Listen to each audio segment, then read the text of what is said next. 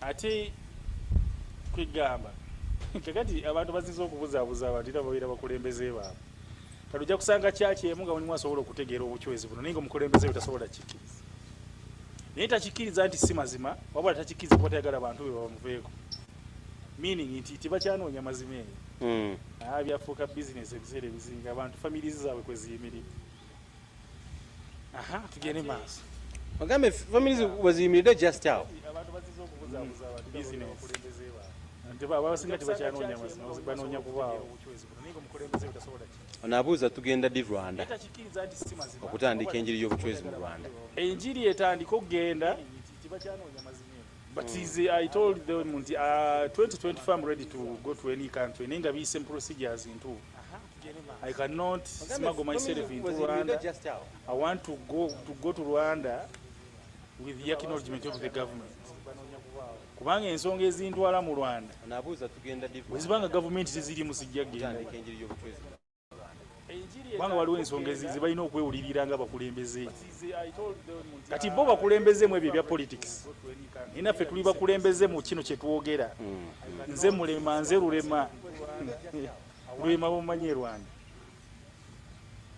byonna ebyaleeta okumanya Lurema ne Lurema okufuuka kyonna kye yafuuka mu nsi bye bigambo bino bye twogera so kati buli muntu alina okukola ki ne bw'oba pulezidenti tusobola waliwo ensonga zaabwe okay so end time ojja gendayo naye nga biri mu mateeka siina nsi gye nja kugenda munga mpozi nga ngenze kukyala byange naye sitera kukyala kyala okay kisoboka okufuna amaanyi g'abacwezi simanyi in brackets agayise maanyi nga tatuuse mu kifo kyammwe olwedda amaanyi mu bantu mwegali wabula tugiiginayitinga okutukola ki okusobola okuba nga beera purposeful mu bulamu bw'abantu okay ono agambye abadde ava mu Rwanda abadde abuuza mu Rwanda tugenda ddi nekyo yakizeeko Group of African United States Mission bali ku RTVY mu Belgium njagala obuuze nno ng'otundako ne mu kamera sebulamu kansubire namwe muli kugunga agambye abuuza bitwa ayagala kumanya where is that power coming from that you own kyagala okumanya it's the power of origin of Africa and every African and it exists in all Africans we just need to acknowledge it or know it by ourselves and believe it but it exists in us and that is the only reason why Africa has lagged behind in everything.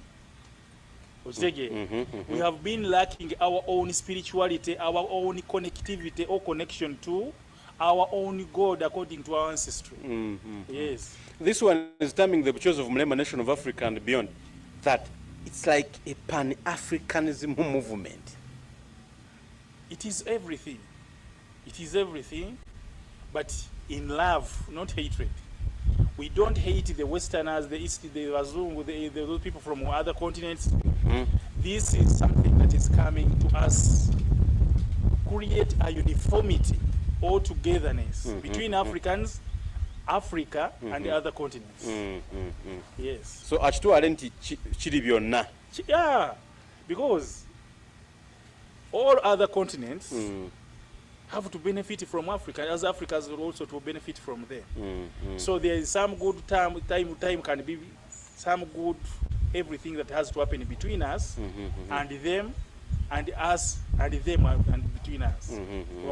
Okay.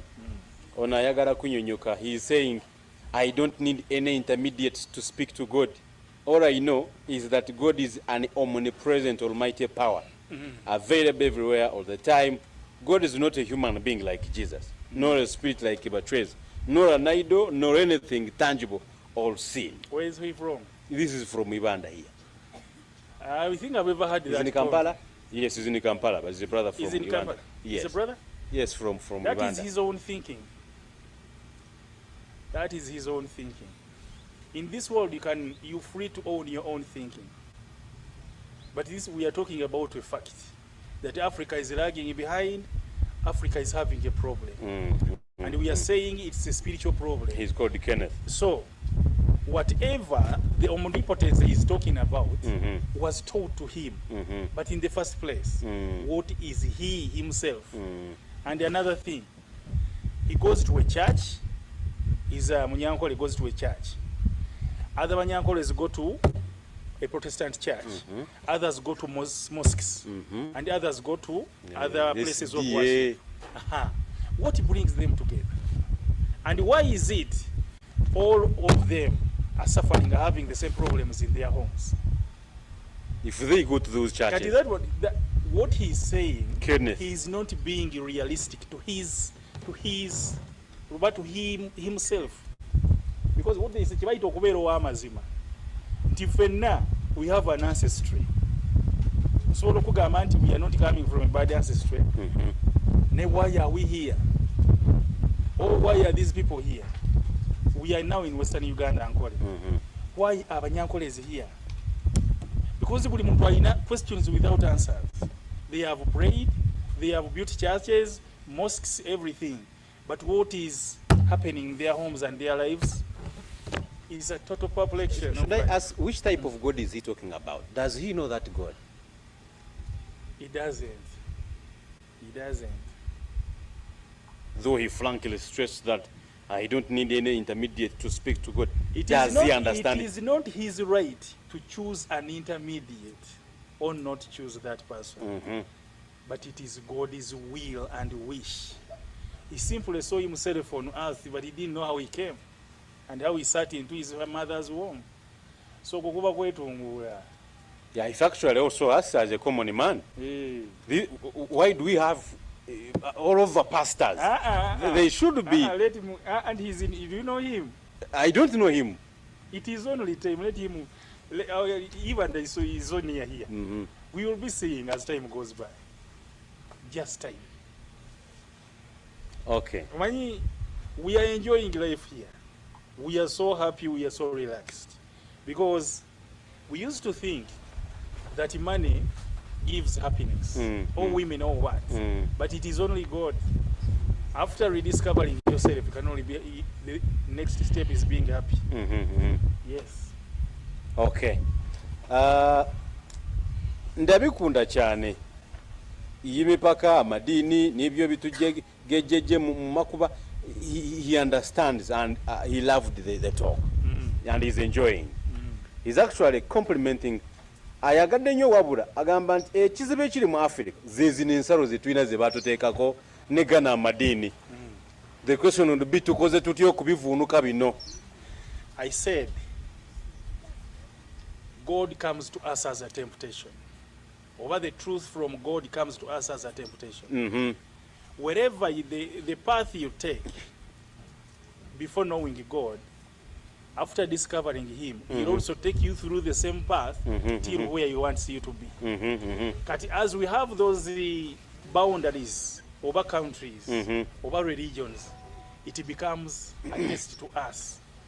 By surpassing it, we'll be passing God's examination or test.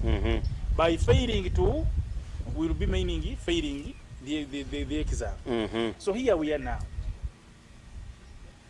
We were in tribes. They introduced republics and we had the presidents. That one is also an example that is things are what? Are possible. Can be one. We used to live as kingdoms or tribes. Tribes are gathered together or engulfed together to make a republic. So we are now, we used to say, I am Munyankole, I am Muganda. But we say, tuli banna Uganda. Positions are keep changing. So which means that if we discover that we no longer need these borders, then time will come for us to say we are Africans. So we are saying today, we are not the ones who demarcated those borderlines.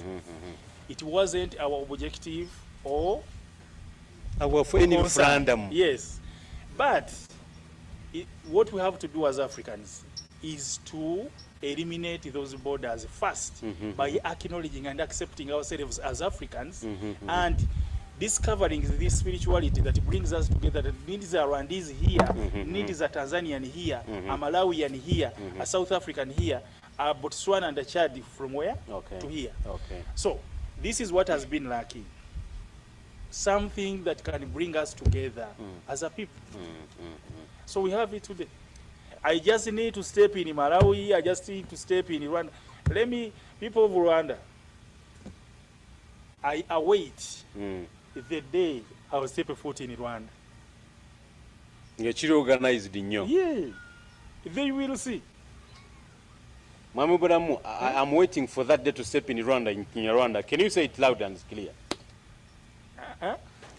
Njagala olunaku lwonna stepping mu Rwanda in Rwanda loudly. Abagambi. I'm giving it as an example because give me a choke. Give me a choke. It is there. I'm not going to use the maps of these countries, but I'm going to do another explanation. I'm going to use the circles. Assuming that this is Rwanda of today, I'm going to draw circles. This is Uganda.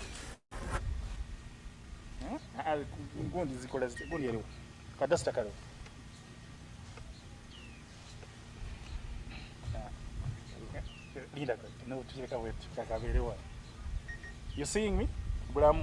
Is you Muri kusimu? This is Rwanda. I'm going to say R. Uganda. Together Tanzania, because say T. Then it will go South Sudan. Because say S.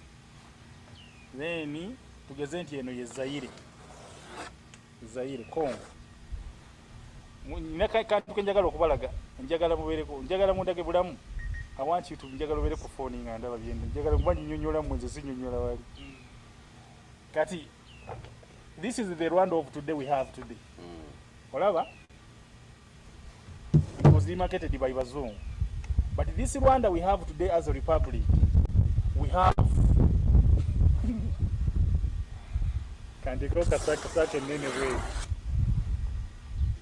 And wasigala y'Abanyarwanda. This is the Republic of Rwanda we have today. This is Uganda, this is Tanzania, South Sudan, Congo. In these spaces, spaces is in the same one. The spaces are left between here, in between. Kulaganti.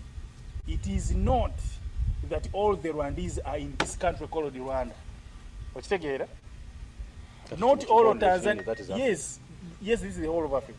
Now, not all Tanzanians who are in Tanzania, but they are all the tribes in Tanzania.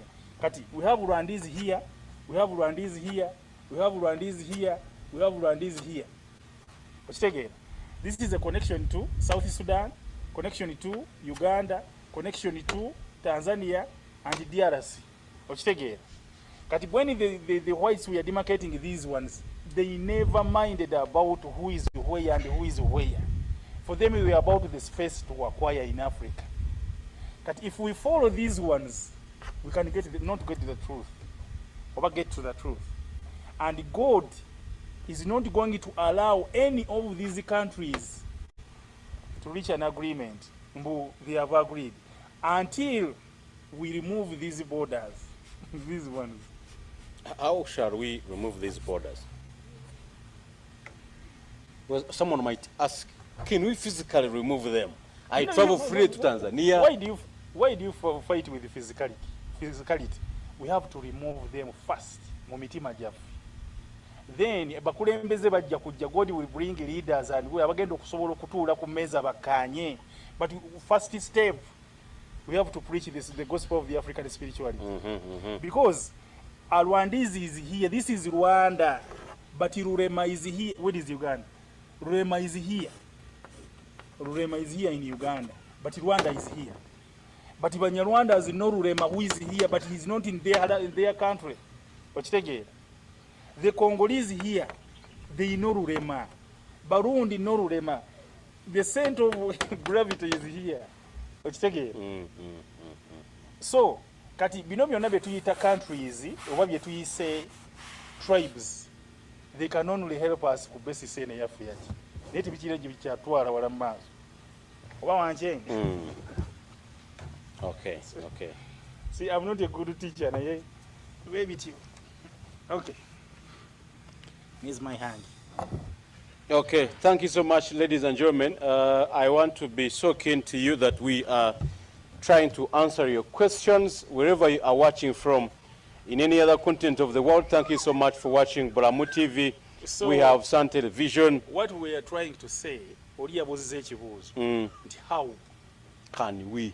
kati tubuuza, how did Christianity and Islam spread out throughout Africa? It was talking, through preaching and talking. So the song has to be sung of the African spirituality. First of all, we have all the evidence.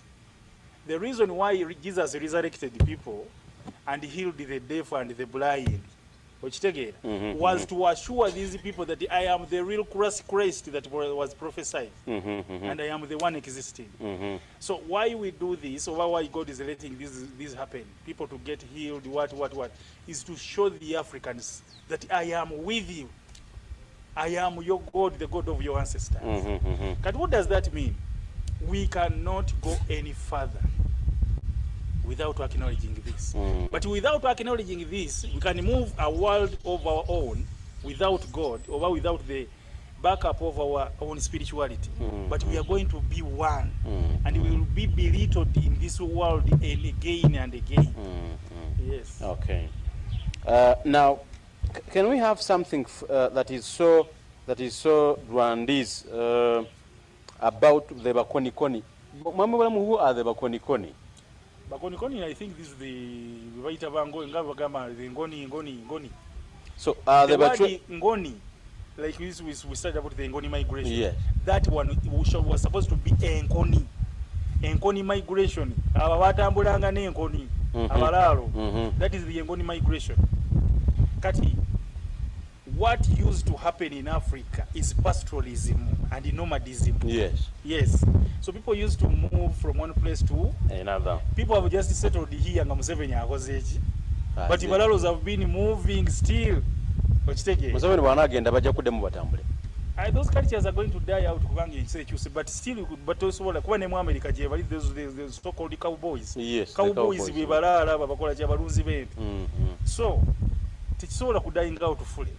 But abantu bagenda kusettling. Basettling is already. Okay. Yeah. So this is why he said, are the Ubucwezi the same to Bakonikoni? So can we have the Nyarwanda version? And I'm asking him for the Nyarwanda version. Hey. Every line, or every tribe in Africa is linked to Ubucwezi. What we call Ubucwezi, it's an African word to describe the people, the kind of people that lived on that generation. Abachwezi, abalalo, abachwera. The purpose is to bring back that generation which moved with the African spirituality in connection to their God. Gabali aware of God. Ekikomyawo mulembe gw'Obucwezi nti gwe mulembe Katonda kwe yakolera. Aguboro winzo okuleeta kati ne bamalayika bonna abali mu bantu olwaleero n'abazaalibwa mu baana olwaleero. Bamalayika abakulu abaaliwo ng'ensi etuukiriza ebituufu era be bazaaliddwa mu baana abato okujja okutuukiriza oba okuzzaawo omulembe omuki. Kati obola n'abaana abagezi nnyo ennaku zino ate bazibuzi. It is better that you grab a pen and a book and write the answers, because we have responses that you are actually answering the answers rightly. They are getting satisfied. Now, this is saying, how do you relate Ubucwezi wa Murema of Africa nation and beyond to democracy? Is this the same? Where is the significance? Kakati, through Ubucwezi, we had a system. Kati, for example, all the systems we have of the kingdoms. It is coming from Rwanda still. All the systems we have in the kingdoms of kings, having a king, have a prime minister, what. Those ones are all a replica of Ubucwezi. So the system of governance is spiritually and practically from Ubucwezi and Ubucwezi. Kubanga Katonda, when God was creating, he first created the souls. Those souls are a soul of a king, or a king was created a king in heaven by God. Then he was sent to be a king on earth. He was surrounded by different angels and souls to help him accomplish what God wanted him to accomplish on earth. So when God created the man, he created a factory to manufacture bodies, which bodies would wear those souls to fulfill what they had to fulfill or have to fulfill in their bodies. Okay. Kati era ensonga Katonda kyatukondeminga nti emyoyo gigenda okuva mu ggulu gibeera giri righteous. Okwonoona kuli mu mubiri. Nti bwe tumala okwambala omubiri guno ne tufuna ebirowoozo eby'omubiri, njagala ssente, njagala bakazi, njagala baana, njagala mataka, njagala biki. Kyokka in your body there is a soul which is entirely was entirely created to fulfill God's work on earth through your body. Kati ne gutasobola kukola kintu ekyo. Kati era ekibaddewo nti bodies have been lacking the awareness of the spiritual power of God in them, that they have been doing contrary to God. And that is democracy. Kati democracy ali nti every soul has its own role to play in a human body. Kati that human body kinaasinziira role gyeyina mu nsi okutuukiriza what is in the body. So the democracy we are talking about is supposed to be manned by the whole system of your body that is spiritually guided. This is what you are trying to say. Yes. Kati, is it really democracy in Africa? And why hasn't democracy well succeeded in Africa? Kubanga democracy jetulina mu Africa teri real, but all the realness comes with the connection or connectivity to your own spirituality. That is, until one is connected to God or spiritually connected, whatever they have on their bodies as plans will be effected well, or effectively done. But besides that, nothing will be perfect, because you also not perfect who want to implement that. The perfection has to be spiritual first. That is nti ebyaffe eby'abantu tebisobola kutambula ebya Katonda nga tebikoze eki. Tusooke twetereeze mu mubiri, emyoyo gyaffe tumanye amazima Katonda ajja kukola ki. Kuba naga nti yenannyini kavuyo, buli lwe mutuula nga mugamba mwagala democracy ng'aleetayo abiwakanya, ng'aleetayo Rebo ng'abatawaanya, ng'akyankalanya borders. Kati mulabe what is happening between Rwanda, Burundi and biki. There is nothing. DRC. Nothing. God wants these abo bakulembeze kutegeera. Time is elapsing for them. I told you nti abantu abasinga bw'oba okula, kati ngenda kumakinga 47 mu mugwokutano ndi 46, naye bw'oyingira emyaka 55 otandika okulwala obulwadde ng'olwala abaana bo, okitegeera? Abanjagazaaki. Abantu abasinga balwadde baana baabwe. Omanyi kitegeeza? Bw'ozaala omwana ku nsi mu system ya Katonda, when you bear a kid, it is your responsibility to tell that kid about your ancestry, your connection with God. So if you don't do it, abaana bano b'ozadde, emyoyo souls oba bamaliika ababaliko batandika okuhontinga gwe omuzadde nti wazaala abaana naye n'otera okuva mu nsi obalesa otya. Okitegeera? Olina gye naga nti omugongo gunnuma naye nga abaana gwe wabaweeka ku mugongo naye babubiika. Okitegeera? Oba naawe tonamanya mazima kyova olwala abaana. Oba omanyi oba tomanyi, there is a point in life and age where when you are supposed to know everything. Okay. Yeah. Now, kambuze, because the other day you said, bano politicians betulaba, tetwandibayise politicians. Democracy we feed is that we call them politicians. Yeah. American is a politician. Is Donald Trump a politician? He's no. A business boy. He's an American. Whatever they are doing is American. But here politics differs from a nationalism of a nation. Someone calls themselves a politician. You were Ugandan. You're serving your country.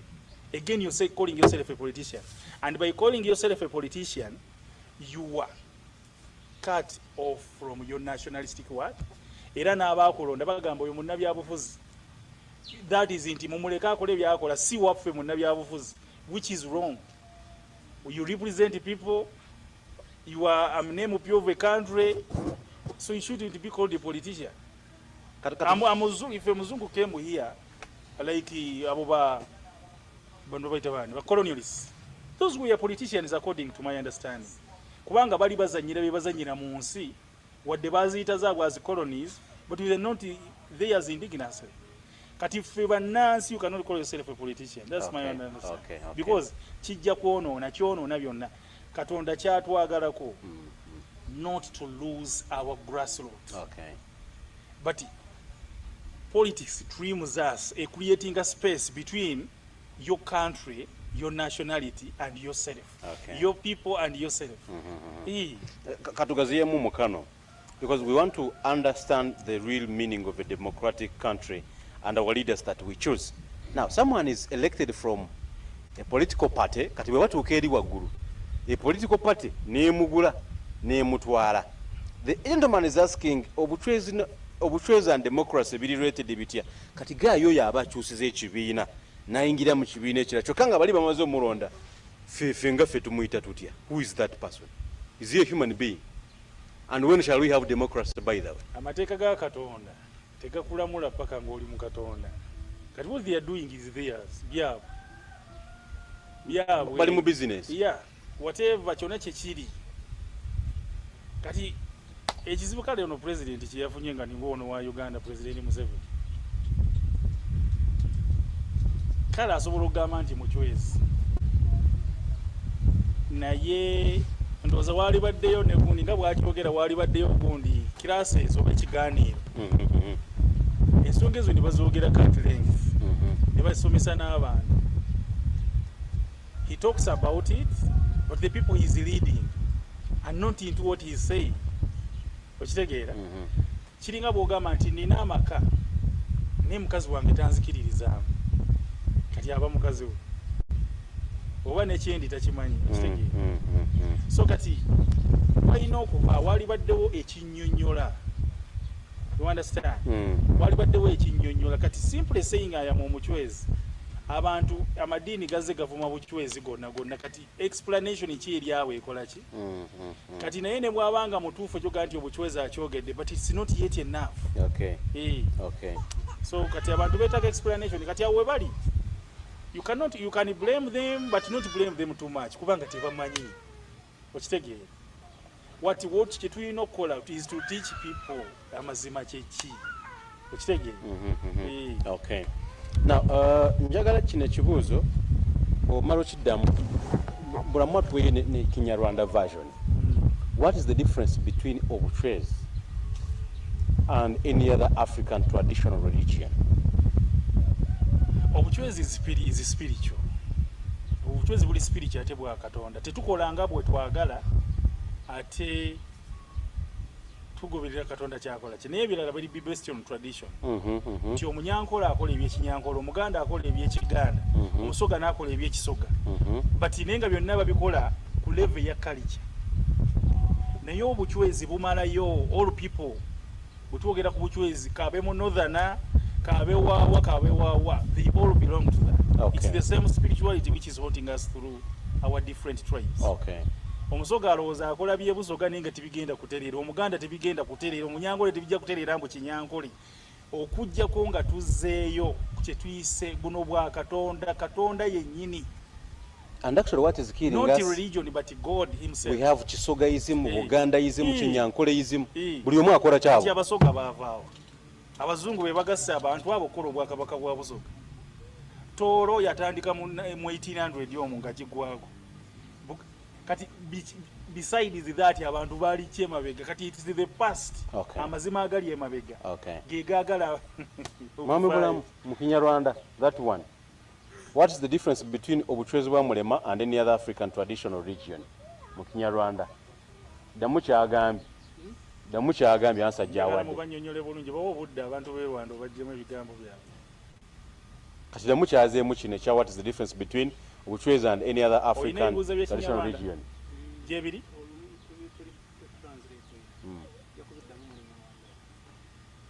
tojja kufuna budde bawa obudde nga abamu baba bagenda kukola biddiremu awo kale obizeemu biddamu biwandiika naye n'okubaddamu kiwandiika eri bakitegere kyabazeemu. That would be the best position, right? Nga bw'akyogedde okibaddiremu kati yakyetaaga audio straight away gikasukeyo, right? Okay. So kati kategeere kano, who is now a Ubucwezi and a religious person who is democratic? I think democracy, where does democracy, and what's the need of democracy there? Ayagala kumanya ndoza muli feeling from Rwanda here. Where is democratic? A religious person and someone from Ubucwezi bwa Murema, who is democratic? I think he's gauging himself, where should he lie? So who could be so democratic? I think what he needs. And what you replied, you actually said yes. Now nasukume kirala. Anti-leader. Democratic. What is democracy? Define it for people democracy, but you take it. Democracy, it is abantu bakkiriza nti government enegendeko mu mirembe eveeko mu mirembe. Chetumanyi, what we know. When you're moving along with God, you become anointed. Whatever you will do will be what? Anointed. It is not about democracy or non-democracy, but it is about those people who are going to practice democracy. Are they real with their spirituality or God? If they are, God will accept whatever they do, what they opt for in their life. If they are not, be it good or bad, He will reject it. God will reject it. Yes. Kati, America began in democracy. Yatandika na America. How many years are those? America is 200 something years old. But this is something that began with the world, with life. We are talking about God. It is not something you have to cast a vote on, but it's something to be understood. So, what you should understand, after discovering yourself and discovering the connection you have with your God, whatever you will do, God will accept. Be democratic, non-democratic, He will always move with you because you will have fairness in you. And He will, let me ask,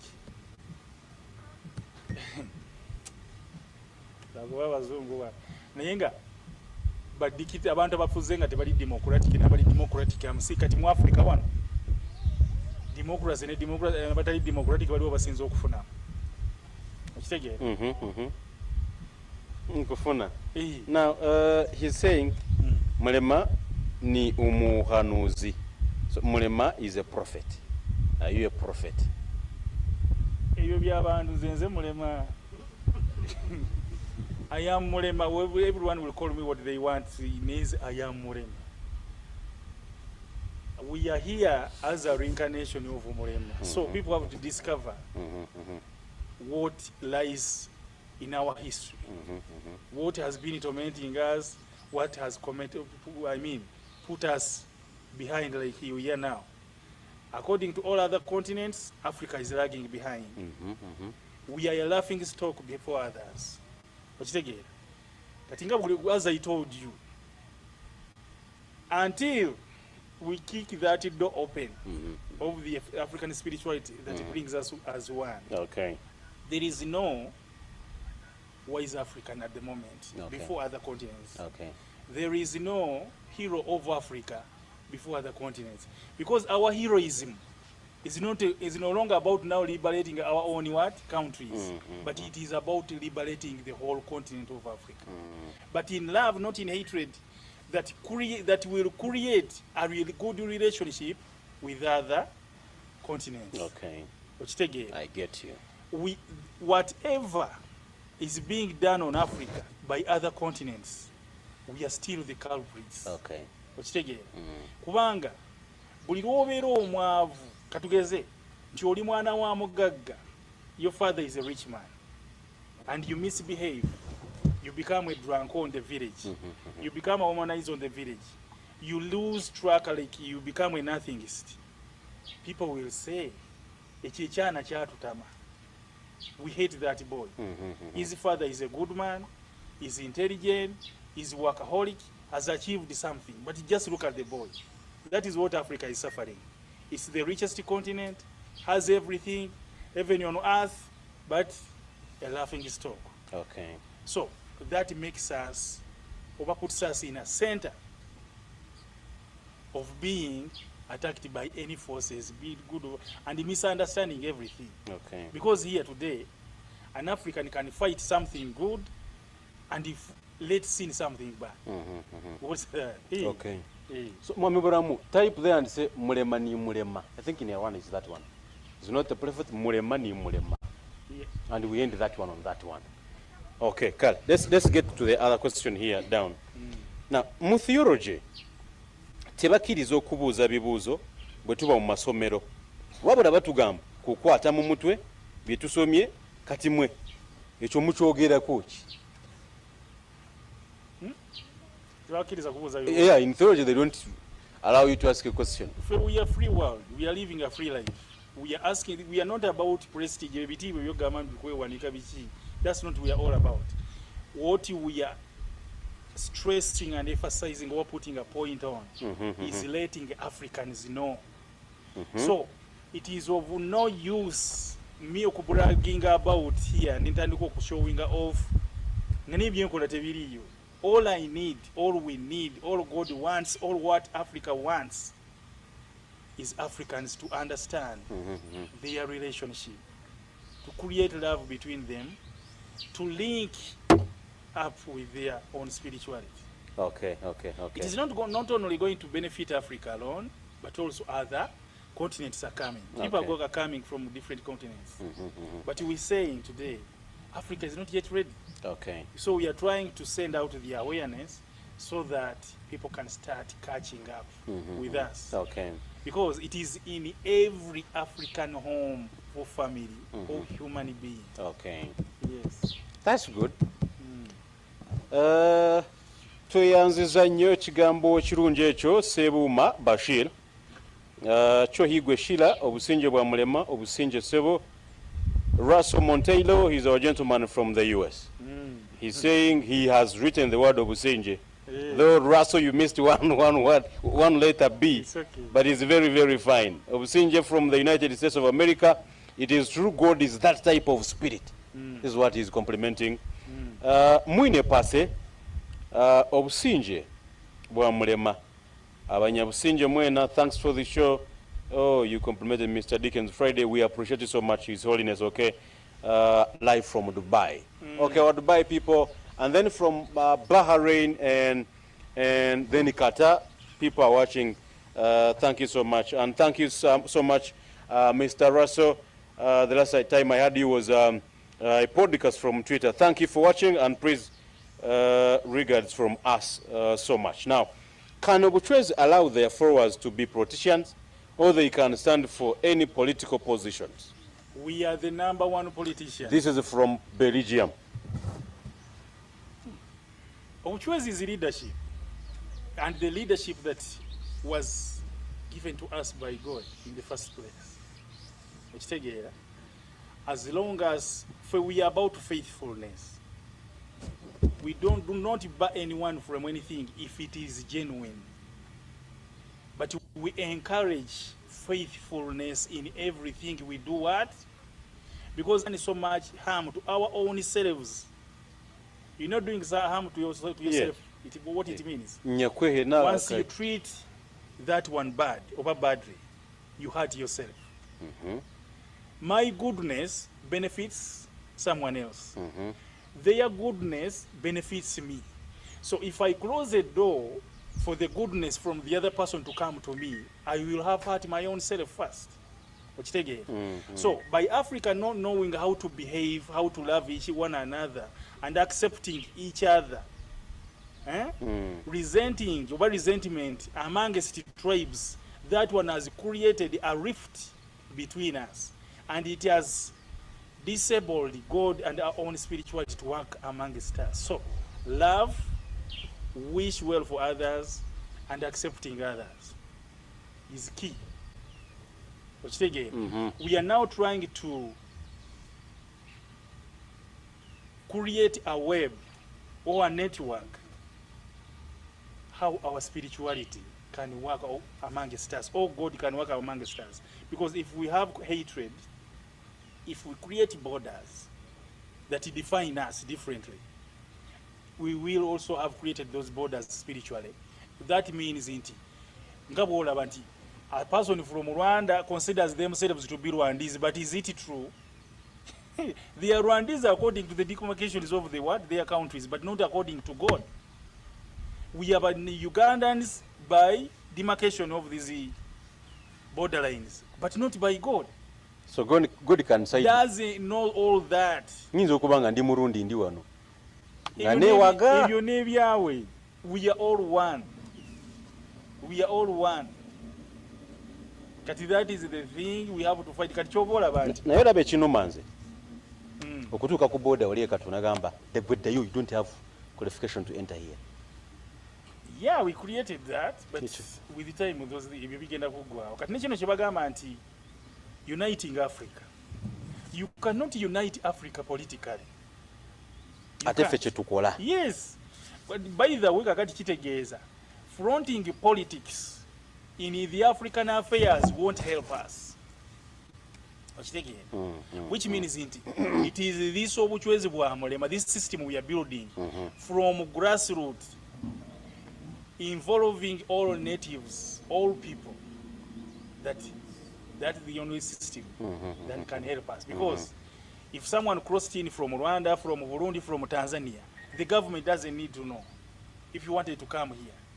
But he's from Burundi, he's from Rwanda, he's from Tanzania. But what brings him here is the brotherhood, is what they have been missing. As I talk today, people listening in, people watching us, others are going to get healed, others are going, the problems are going to cease from attacking them. Just by what? Because it is spiritual. What they are watching and intending to watch corresponds with the work of the intentions of their spirituality or spirit in them.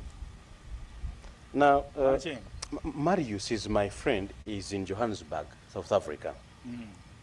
He says when he heard you say these pastors who condemn to be God now, he shed tears. He's saying, I look at a pastor praying, I condemn. And you say there's someone who should say so. But they call themselves now God. Where are they heading? Which type of world are we going to have with these boys around?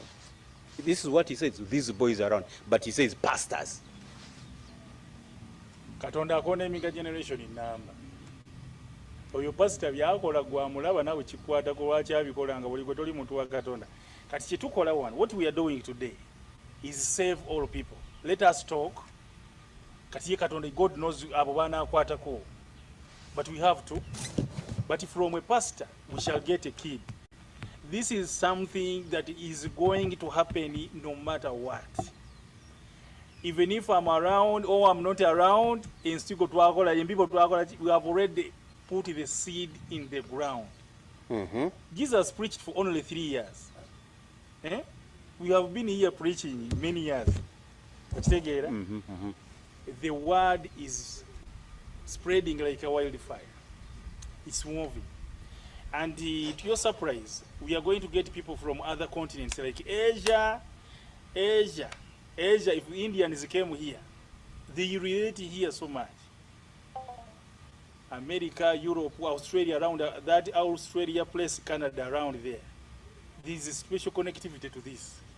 So, if Africans will be here, God will do the needful, because all he wants is to save his continent. Okay.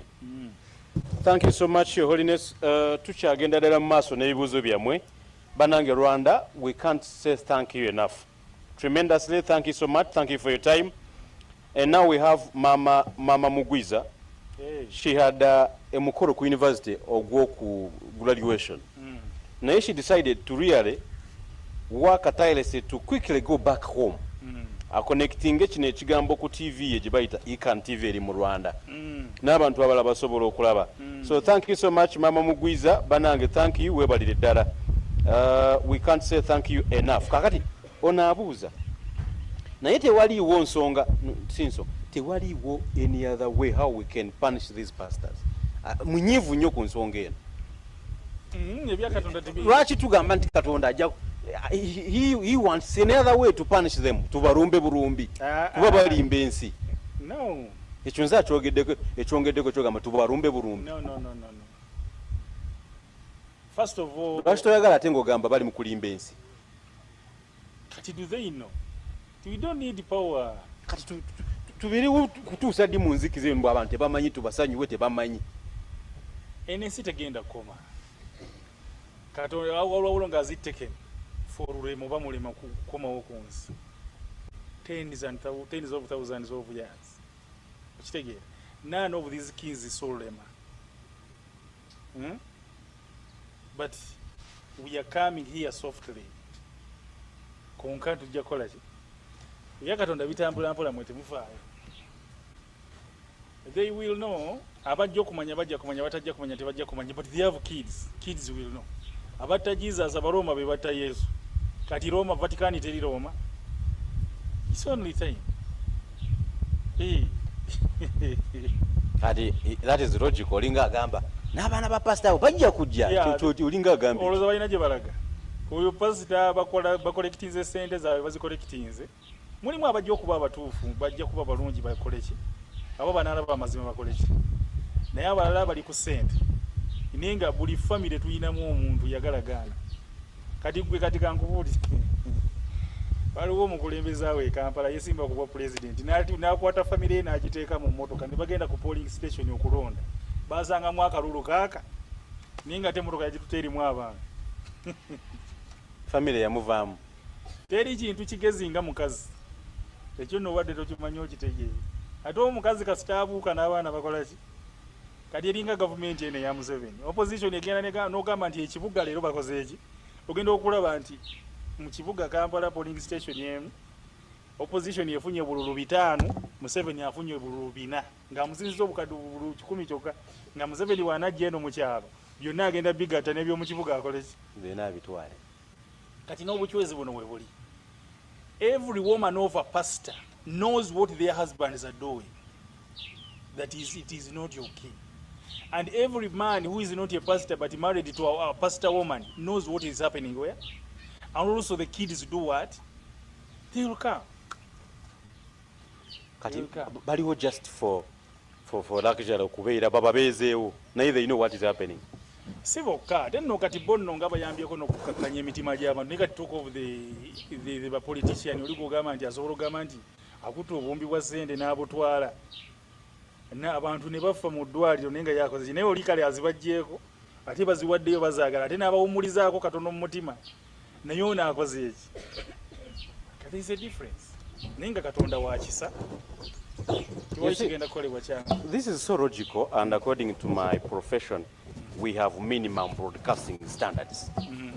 Waliwo, I want to say it, madde saagala kwogera linnya. Waliwo abafuuse arrogant naye nga basumba bandiga.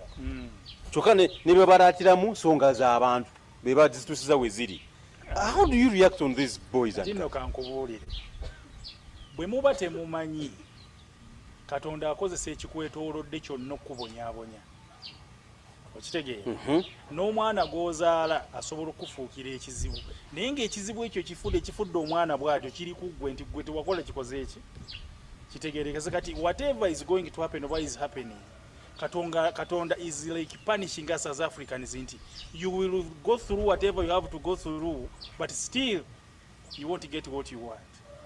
Kubanga ti Katonda ayise mu bintu bingi nnyo okutujjako buli kimu. Kati tunuulira kugambye nti we are having families who are already now destitute. A destitute ye muntu ateesobola. Balina amataka, balina ssente, balina amamotoka. Naye byonna bikoze eki? Si basiru ate si banafu nti tebakola. Naye Katonda akoze eki? Kati ffenna abali wano tewali abadde nga family teyina bugagga bwayo. Naye kati ffenna abali wano abasinga obungi family tezikyalina buki. Bugagga. Kati buli mu section Katonda atuyiseeyo buli we tunaalaba kati ne mu politics otunuulira ba politician abo bansaasira okwogera bwenti abantu bambadde amasuuti basiba ettaayi ne banyirira ne bagenda yonna gye bagenda mu offices naye oyimirira okwogera n'omuntu gwe bayita diplomat ayisweya nga diplomacy teriimu okitegeera ne integrity nga tekola ki teriimu kati ebyo byonna yerevu ensi kwekoze eki kati nno kati bano ba Museveni obalaba ba Museveni Kagame baani bwe bava mu ntebe era section abakulembeze abalala abajja tebagenda kutuuka mutindo gwe balina okitegeera kyebalanga bagaa nti obucwezi bwe buliba bukomawo Museveni yali baki balanga nti yemu ku bakulembeze abasembayo naye manyi kitegeeza nti abaliddawo bajja kubeera ba president naye bijja kuba regular okitegeera nga bakola ebitabasuubirwamu abagenda okuddawo tekiri ku bukulembeze bwokka ne mu families zonna kati Katonda akulaga akuwekeza mpeemu naye nga representinga byonna nti ba heads of the families olwali bw'otunuulira amaka kati bw'otunuulira abasajja leero mu maka abasajja abasinga bafuuse bakazi okitegeera ate abakazi ne bafuuka abasajja nti omukazi alinda omusajja akole decision niyo omusajja nga takola ki atagikola ate omukazi n'atuuka ku extent okukola decision ng'omusajja takoze eki tagikoze ate bw'amala okugikola omusajja naga nti omukazi ampitiriddeko n'atandika mutya buti naye nga buli lwotatekinga step owulira wabaawo ekijja kati nga we tugamba abantu nti by all the Bucwezi resurfacing that means nti there is a big problem ahead coming. If we don't do enough ekizibu ekyo kiyinza okutumira if we do enough Katonda ajja kituyisaamu okitegeera ntiddemu olina okutya kati gwe kugambye nti bw'olabanga aba Europeans abo they thought a war wouldn't erupt again in Europe ne bejjako n'amagye ne basigaza aga UN n'amagye amatonotono naye Russia bwe yalumbye Ukraine was a wake up call naye tubuuza nti bweba Europe esobola okubanga to have a war today what if Africa what's coming with Africa okitegeera ffe ki ekiddako ewaffe kati ebyo byonna Katonda biri mu package nti let's do enough Mukama atuyise waatuyise tuli live mu Belgium kuba mulimu omukutu gwe twaconnectinze nagwo. We want to say thank you our people from Belgium. This is URT TV Uhai. Thank you so much kuba there are people getting comments from that television bring us to us here. So thank you so much Belgium team, thank you for working hard and making sure our people understand the word of who is their God, by the way. Thank you so much. Now let's understand this. She said, when a person knows that he's supposed to become a Ubucwezi again, because you rightly say Ubucwezi bwasookawo, in English said the Ubucwezi was there at first. But when do I understand that I need to? The moment as we speak today, someone can start borrowing leaves enough na mu byategeeramu. When you accept it yourself, I go with this, automatically the link will link up. God will link up with you because he has already been there. But even the fact that people are watching us, whoever is watching us today at the moment here, they are connecting to the spirituality already. And it was organized by their God, and it was organized many years ago that this will happen. So it is happening now. Whoever is listening, whoever is watching, let people accept or acknowledge. Facts will come as time goes by. And if one wants also, someone would ask themselves, why are we in Belgium? Why are we in Europe? Why are we in the Americas? Where are we wherever we are? Some are there for business, but there are some spiritual reasons why they are there, and why they are not in their homelands. Okay. So the reason why we are not, everyone is where they are now, is the reason why we need the spirituality. Okay. Another thing, kino kankyefasa kasooke njogere mu Luganda nkizeeye. Kati ng'abazungu we baasala borders ezo, Abanyarwanda baasigala e Congo, baasigala simanyi Zambia, Namibia ebiddako, baasigala e Tanzania, bali wane e Uganda. Okitegeera? Kati buli oli owe Rwanda bw'agamba nti njagala kutereeza Rwanda. But they don't know the heart of where the heart of Rwanda is. And by not knowing where the heart of Rwanda is and what makes them Banyarwanda, or that race of blood, they cannot do whatever they want to do as a race of people. Until they discover the real origin of theirs and their connectivity to other people in the region, that's when God, through them, will accept whatever they do. So Africa, elemeddwa okutuuka on a consensus just because to acting partially as countries, as tribes, as kingdoms. Yet all those were formed by us. But the chain of life of Africans is one. That means inti, and by the way, Africa has been one until the scramble and partition of Africa, and until when kingdoms began. And Africa became partially divided when kingdoms began. Olina agamba nti Omunyoro is another person, Omuganda is another person, and we are not the same, but actually that we are what? The same. Kati, despite the fact that we divided ourselves, but the connectivity remained the what? And the objective of God in us remained solid. So it is we Africans as a people to go back to where we belong. Okay. Yeah. It is our destiny that is haunting us. We cannot be one as a region, we can be not stable as a country until ngatutuuse kwecho. Okay. And we can do it. If America has 54 states and it's a nation now, why can't we do it as Africans? It is possible. But what has been only lacking is that spiritual connection, where everyone has been misled by their own cultures and performing their own cultural rituals. Their political bases. Yes, and have failed in the end. No. How do you, what is your take on this demographic change that is happening in the West African side of our countries here? They are actually desisting from any other participation into European affairs. There is these Western countries here, the West African countries, they are desisting in any other part of any other European country. Actually, there is an ongoing African-Russia summit. They refused, the three of them, Mali, Guinea, Burkina Faso. What is your take? Are we getting to the nice track? Anything has to be done peacefully and in love. If you front hatred, it won't work. It can't work out. We need them. We need Europeans. We need Americans. We need the Asians. We are one people on planet Earth. So we should find things that bring us together than things that divide us. Also, you're looking for something good, but the way you handle it. But we don't blame them. We don't blame the Western African nations.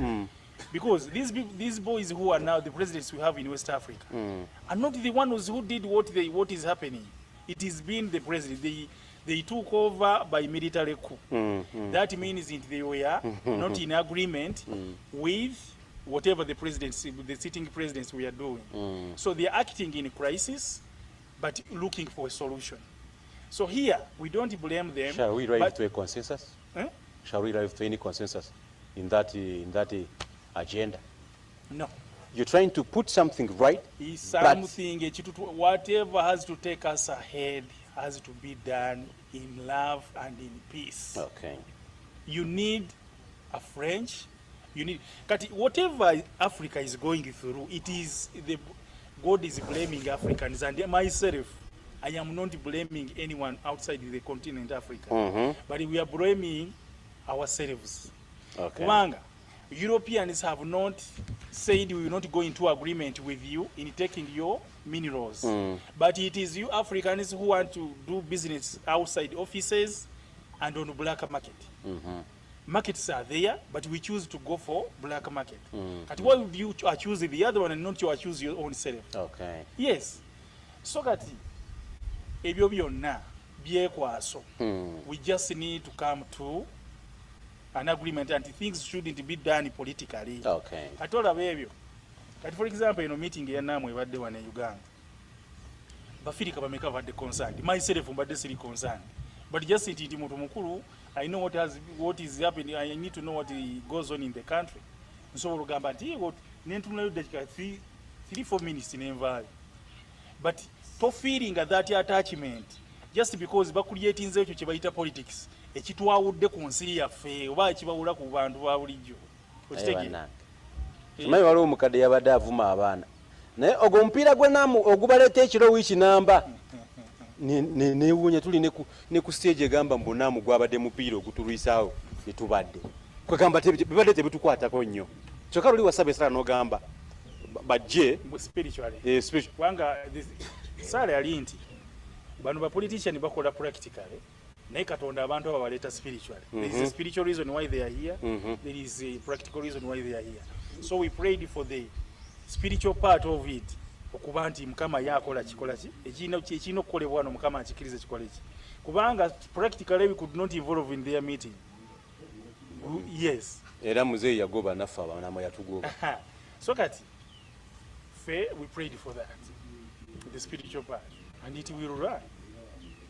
It will. Okay. Thank you so much, ladies and gentlemen. We appreciate the good and special preaching of Murema.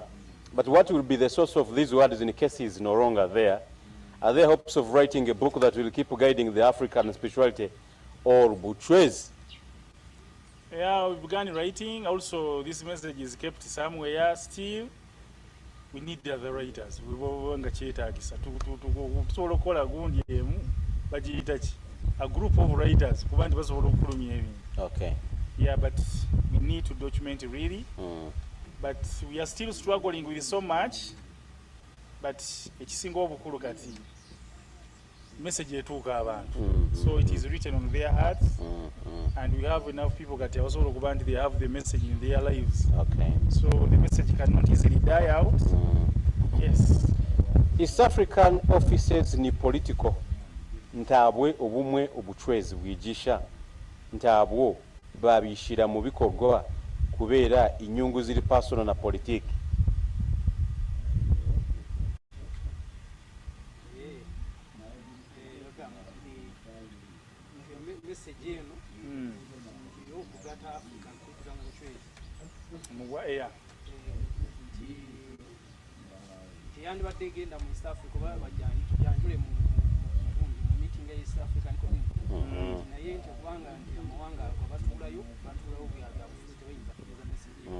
Yes, Kati, what we have to do, what we urge every African, by the way, it will be of great pleasure to hear that Africans have started standing up, like raising up the flag of the African spirituality.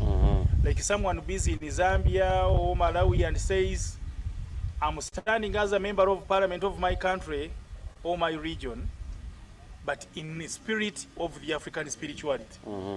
That is, I'll stand by the truth of my country, my continent, and the love of my people. Yes, because all we want is, we will be there in, in all conferences over parliaments, but we have to build it from the grassroots. That people can start contesting on places over vying for places, different places in politics, but through over acknowledging the African spirituality of Ubucwezi. Yes, all Africans have to know that we are there. It is in us. God is in us at the moment. So we just need to act in regard to Him, over in line to Him. So the rest will leave to Him. Yeah. Wowe warakose omulimo otazima amadini alema mu bantu ali rugo rwango abawo bakangwa ngo kuko wanze kulindagira nkaabo namubera musukuma speed. We don't want to do it there. Mukulu Murema kuona waona entalo z'amadini ezaawula abantu batandika n'okubona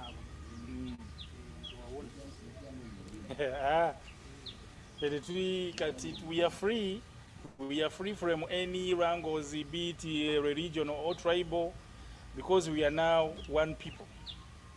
In Ubucwezi bwa Murema, we are one. We are sisters, we are family, we are brothers. So, and religion, we don't need to talk about religion. We have no problem with them. We accept whatever they did because there is a lot of good they did, but this moment is for Africa and it's God. Yes. We don't entangle into their issues. We don't. Okay. We don't, but we are saying that we also belong there. But to me, kuyabuzabuza abantu zinganyiza.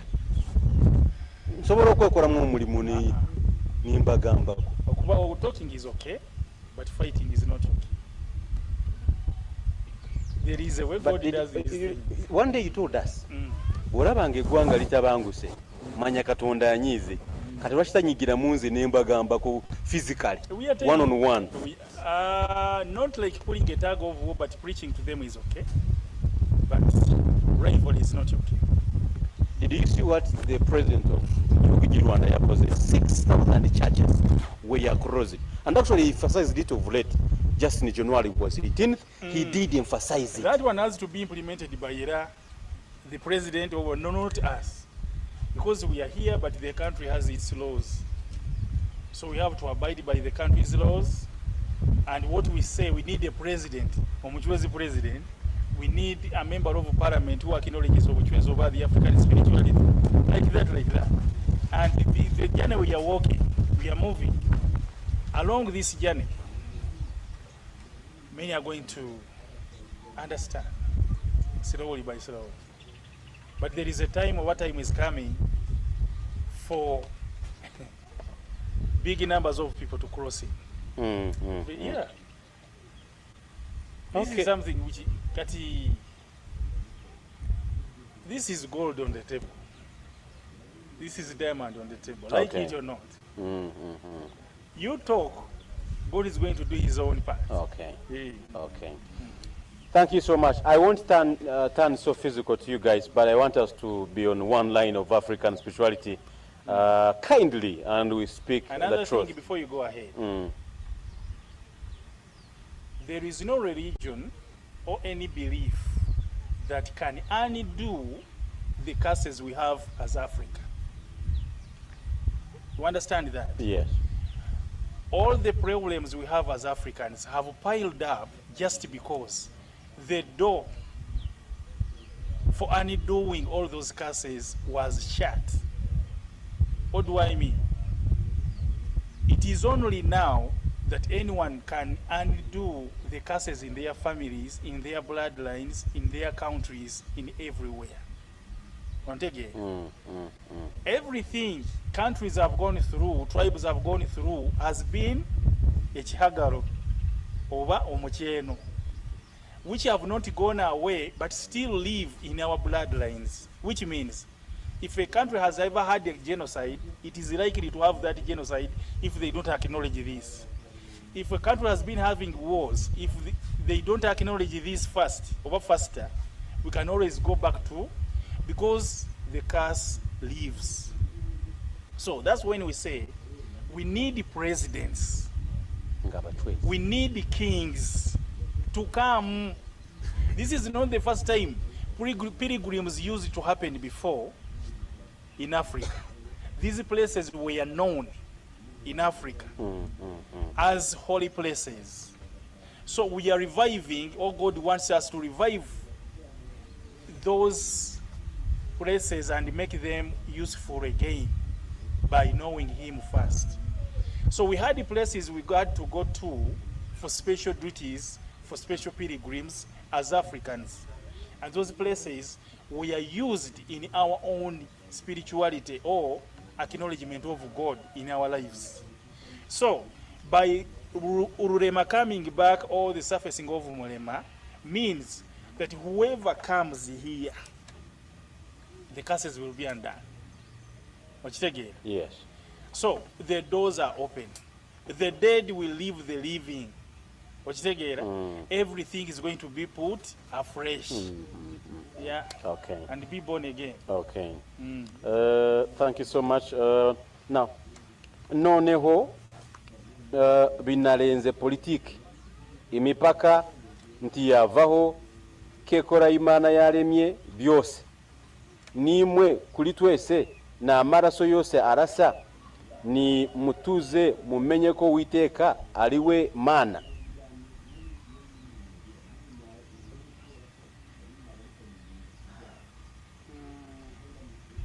Noneho bino byogerwa isuka ne politics naye ekyensalo kiyinza kuvaawo kubanga katonda yali yabitonda fena tuli musaayi gumu luma afaanana n'omuntu nti yeesonyiwe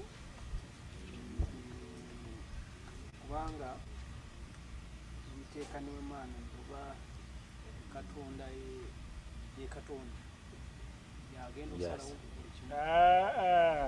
And look here. Yes. Ensalo si za katonda. Katonda yatonda blockage Africa. Ensalo zaffe z'abantu. Borderlines belong to us people. And the tribes belong to us people. Okitegeera.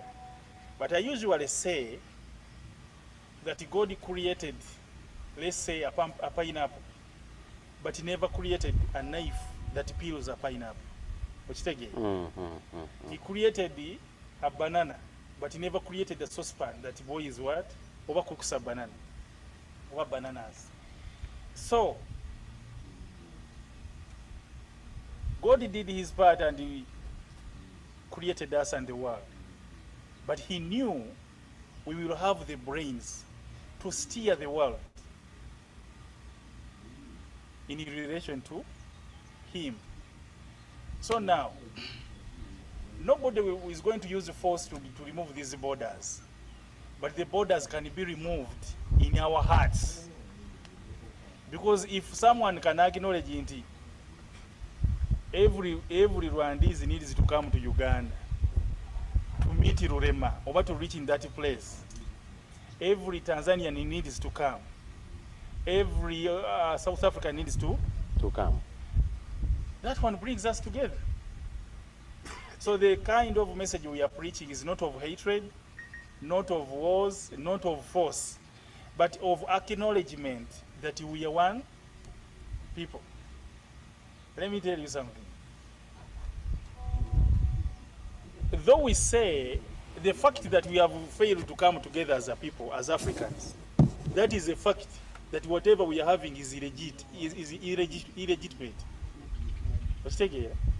Because if things were right, then we would be on the right track. But since we are not on the right track, and we have failed to solve a single problem, then we are not right. Never judge bakora tibyali mumu mulamwa. Mulamwa gwafiro kuwa kabaka. The world was organized. Newe twayingiramu ensi etambuze ensi nga bweyagala so singa katonda bwayagala bintu byayononeka. Kati ensi ino okuddayo okutambula katonda bwakola ki bwayagala. Okay. Thank you so much. Kati kitegeeza ki tojja kuzaala mwana wa mulamwa nga muggwe temuli mulamwa. Kitegeeza ki era ti bino bye beevuma abaana ti n'emirembe gyonoonese kuba mu ababazaala nammwe temuli ki temuli mulamwa. Ekitegeera omulamwa gwe tulimu gwa nsimbi kukola kuzaala kukola kutya naye nga mwoyo takola ki tali naffe. Kiri kye nababuuza nti bapulezidenti so 8 famire zaabwe ziriwa era abaana baabwe baliwa bo ba mugaso ki mu Uganda njawulo ki gye balina. Okitegeera kitegeeza nti n'abalala abanaddawo n'abaabwe bajja kufaanana ngaabo singa tebakola ki tebakyusa. Ne families engagga abagagga baliwa n'abaana baabwe baliwa. Okitegeera biyingi nti abaana baabwe balemeddwa nammwe abagagga wadde leero abaana bamwe bagenda kufaanana ababaliigi singa temutegeera kino. Okitegeera ensi eno gye mulaba olaba Abamerika bagamba nti they have to defend America at all cost. America eri mu America naye bagenda ne basirika bases mu Afghanistan naye nga bakuumira America wa mu Afghanistan but nga bakuuma interests zaabwe. Kati Africa egenda kubeera etya safe nga na ensi ng'eno bwe tugiraba bweti Uganda olwaleero okimanyi nti omukolo gubeera Kololo wali people are never bothered ne independence yalinga y'amaanyi tekyali ki kati ensi eragawa kyetubuuza nti ate abantu bagenda kuddamu batyo okwagala ensi yaabwe nti kuba omuntu waba teyeeyagala tasobola kwagala mulala kati tukomyewo tutya omukwano nti Mukama atuleeseemu kino omunyankola akaaba omuganda akaaba ate teri agenda kubeera bulungi kitegeeza ki ate mubutabeera bulungi bwaffe waliwo abatubalwa obubaza ebigere nti ensi eyo tugyagala. Kati ulira answer y'omuntu gye yampa just 2018 it was 9th October Independence Day. I did live interviews kati nembuuza omuntu eggwanga liri ku Independence Day twandibadde twegattirawo nga tujaguza. Do you know what someone said? Anti indeed they gave us independence kati ndi independent binkwatirako wa. So this is where we are heading. Yes naye mu America are we safe? Omumerika akugamba nti leave American spend American buli kintu do American kati omufirika aliwo alagawa tuli kufeneza fe kati baawo ng'ogamba nti ensi bagiwambye bagikoze bati let me tell you something. Indians went, Indians are back. Blacks are in business, everyone is in business. Kati already batandise okutu ejinga ba investors bayita ba investors batandika okuddayo ku occupying economy. Kiki ekyo inferiority evaawa mu baddugavu ye ate ekirala lwaki omuddugavu awulira nga tayagaliza muddugavu munne sorry okitegeera ekyo bwonna obukyayi bwe twerinamu n'enjawukana ze tuteekamu nti oyo munyankole simwagala ono muganda simwagala ebyo byonna biveeyo naye nga tukyabirina tetulina gye tulaga okitegeera naye abalala banayeyagalira mu nsi yaffe bwe tunaba tetutegedde ate Katonda ajja balekawo babeerewo. Kati amagezi gali nti abakulembeze buli nnaku ku stages ez'enjawulo. This is the word gye balina okukyuziga ki ekibi kiri nti ne bw'ogaana obyogera ng'oli mulamu omuzimu gwo tegugenda kutuulayo mu ttaka ojja kuvaayo obyogere n'omuzimu ng'oli muzimu ate gwoloza ekibajja mu ttaka okutawanya abalamu kiki kubanga tebabyogeranga balamu. Katonda abagamba temujja kutuula yeno muddeyo mu bantu bammwe muboneebone nabo paka mulitegeera amazima kali ensi ebadde eri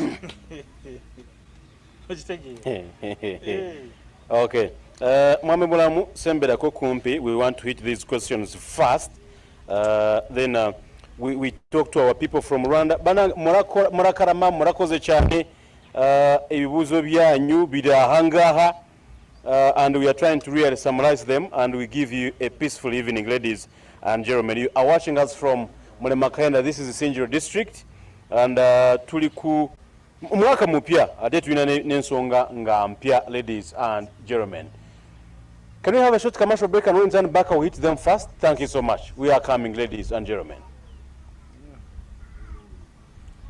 Okay. Anyway. Commercial break ya dakika minga. Kumi. Wendi stamina muina sibu kusabanya nayo. Banangi twabashemerewa. Obusinje. Mwebale kuija mutabaluke emihanda. Olwo lunyoro. No lunyanko tusiga lunyanko. Okay. Faiza?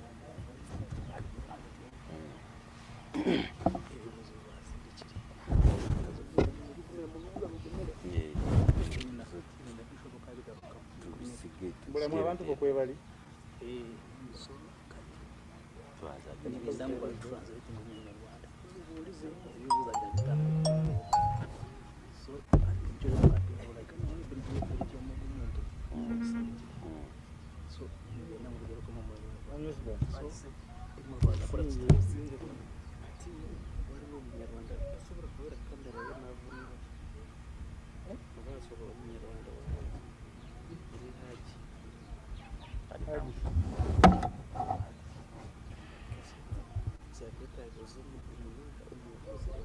ne bulamu atasobola binyinyi eta ko omuntu anyamu ngabitekeera mu gajo bulamu jangu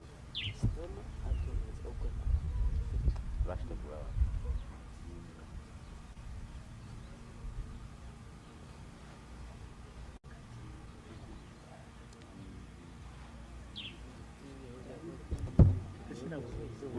ya twazumuka bumu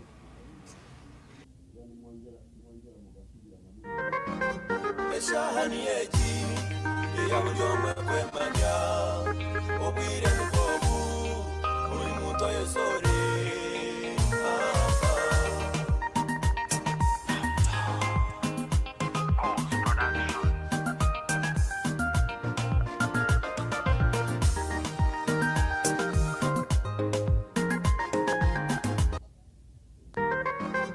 Eshahani yeji ya bulyomwe kwemanya obwire nukobu uri muntu yesore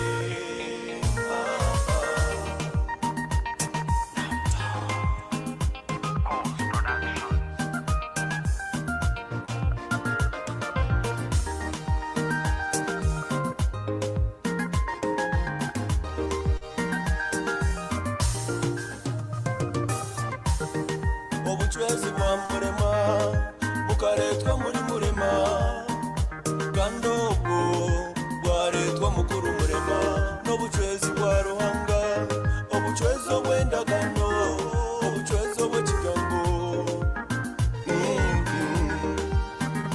nisha abacwezi nisha bamanikanyu umukweri abo bucwezi bwa Murema abagendera mu mwanya bakamabezi mugahangare nimbanza no kusima omukuru Murema owawure kize Ruhanga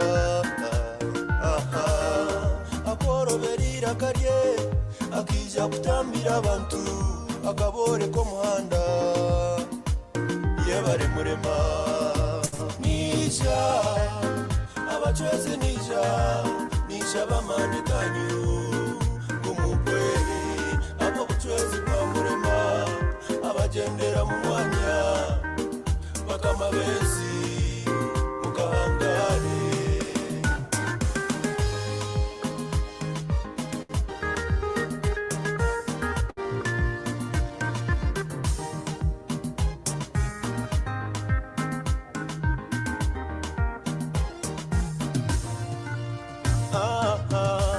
tukatungana bahereza abo mu bigabiro twine kabagambe owabutamba twine sekitoreko ogono wasanga twineyo na mwesigwa omuri Buremba rero kandi mushabe ogono wakatikara abana babira gujo muro bucwezi Murema kahenda imwe mukakitera mukafuna y'abacwezi omwira gushu ashaba twine yatwijukire mama twine ko cyaburamu ogono w'amahurure twine buramu TV eyo bucwezi bwa Murema nisha abacwezi nisha bamanikanyu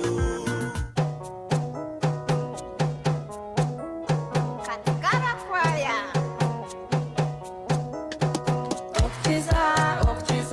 okutiza kwabo okutiza kw'abamalayika batambe ndwara zona okutiza kwabo okutiza kw'abamalayika batambe ndwara zona malayika ba Ruhanga batambiro itirize batambe ndwara zona ezembiri nemyoyo okutiza kwabo okutiza kw'abamalayika batambe ndwara zona okutiza kwabo okutiza kw'abamalayika batambe ndwara zona umucwezi mutamutina umucwezi niwe malayika wikiriza kusale yetundiro businge okutiza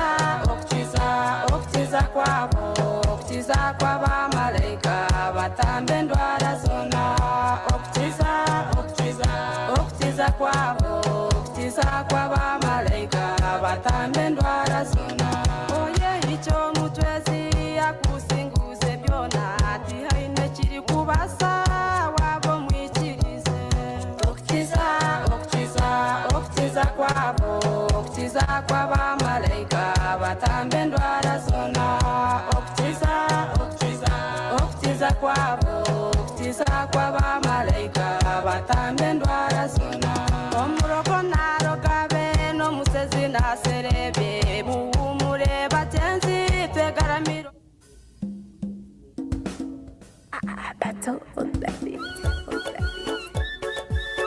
engabo Murema butamba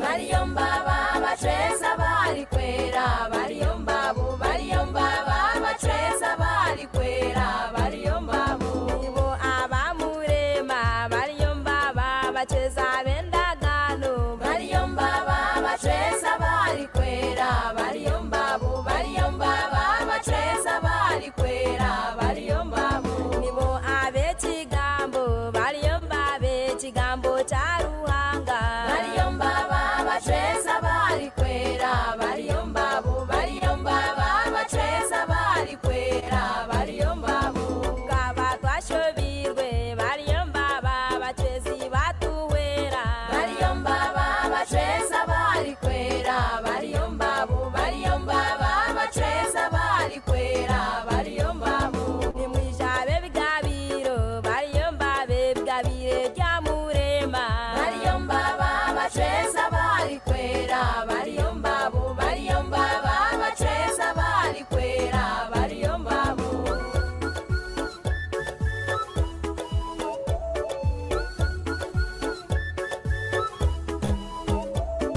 batambise kigambo bariyo mbabe kigambo cy'amazima bariyo mbaba baceza bari kwera bariyo mbabo bariyo mbaba baceza bari kwera bariyo mbabo bazarenga ndazona bariyo mbabo kubati bashorora bariyo mbaba baceza bari kwera bariyo mbabo bariyo mbaba baceza bari kwera bariyo mbabo batambisa eshara bariyo mbabo kubana baruhanga bariyo mbaba baceza bari kwera bariyo mbabo bariyo mbaba baceza bari kwera bariyo mbabo batambe ndwara zona bariyo mbabo kubana b'amazima bariyo mbaba baceza bari kwera bariyo mbabo bariyo mbaba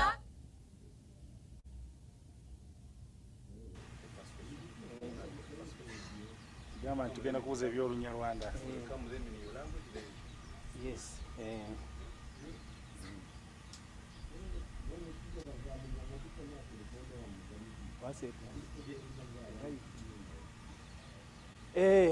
Murakoze abadukurikiranaga turangije igice cya mbere tugiye mu gice cya kabiri.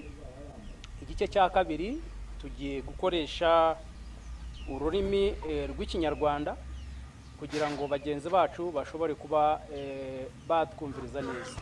Nkuko twababwiye izi saha muri Belgique barimo badukurikirana kuri RTV Ohio, Bruxelles barimo badukurikirana kandi no kuri Icon TV Rwanda, mama murwiza wakoze, na Bram TV Uganda na Sun TV Ibanda. Turi live hano muri Murema Kahenda. Tugiye gusubiza ibibazo by'abanyarwanda bashoboye kubaza. Inshuti yanjye Aphrodis kuva Belgium, ibibazo byawe bigiye gusubizwa nkuko wabibajije ibibazo 25. Biraza gusubizwa byose nkuko bimeze.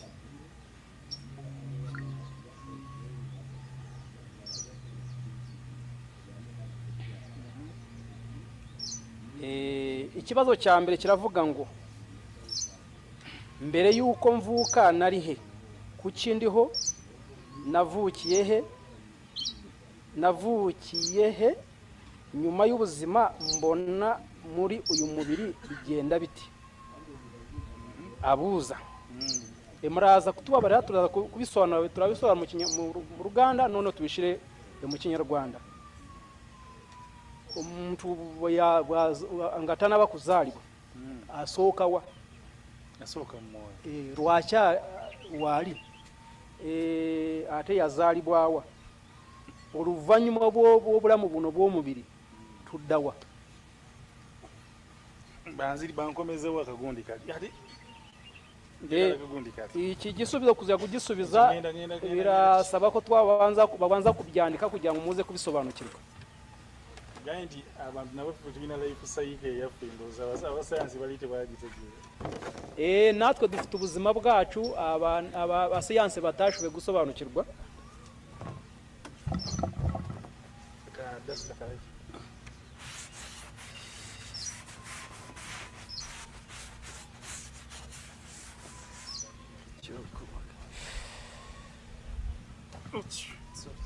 kati ndowooza tugenda gamba nti naffe tuli mu life cycle ya bitundu bisatu natwe tuli mu bice bitatu by'ubuzima ngenda siri mukubi bulungi wa bifaananyi naye ngenda kuba kubira ekifaananyi kyange nganze bwenkiyina mu moto ntabwo azi gushushanya neza ariko araza kugerageza katugambe nti lino lye aho hejuru mubona bivuze ngo ni nk'ijuru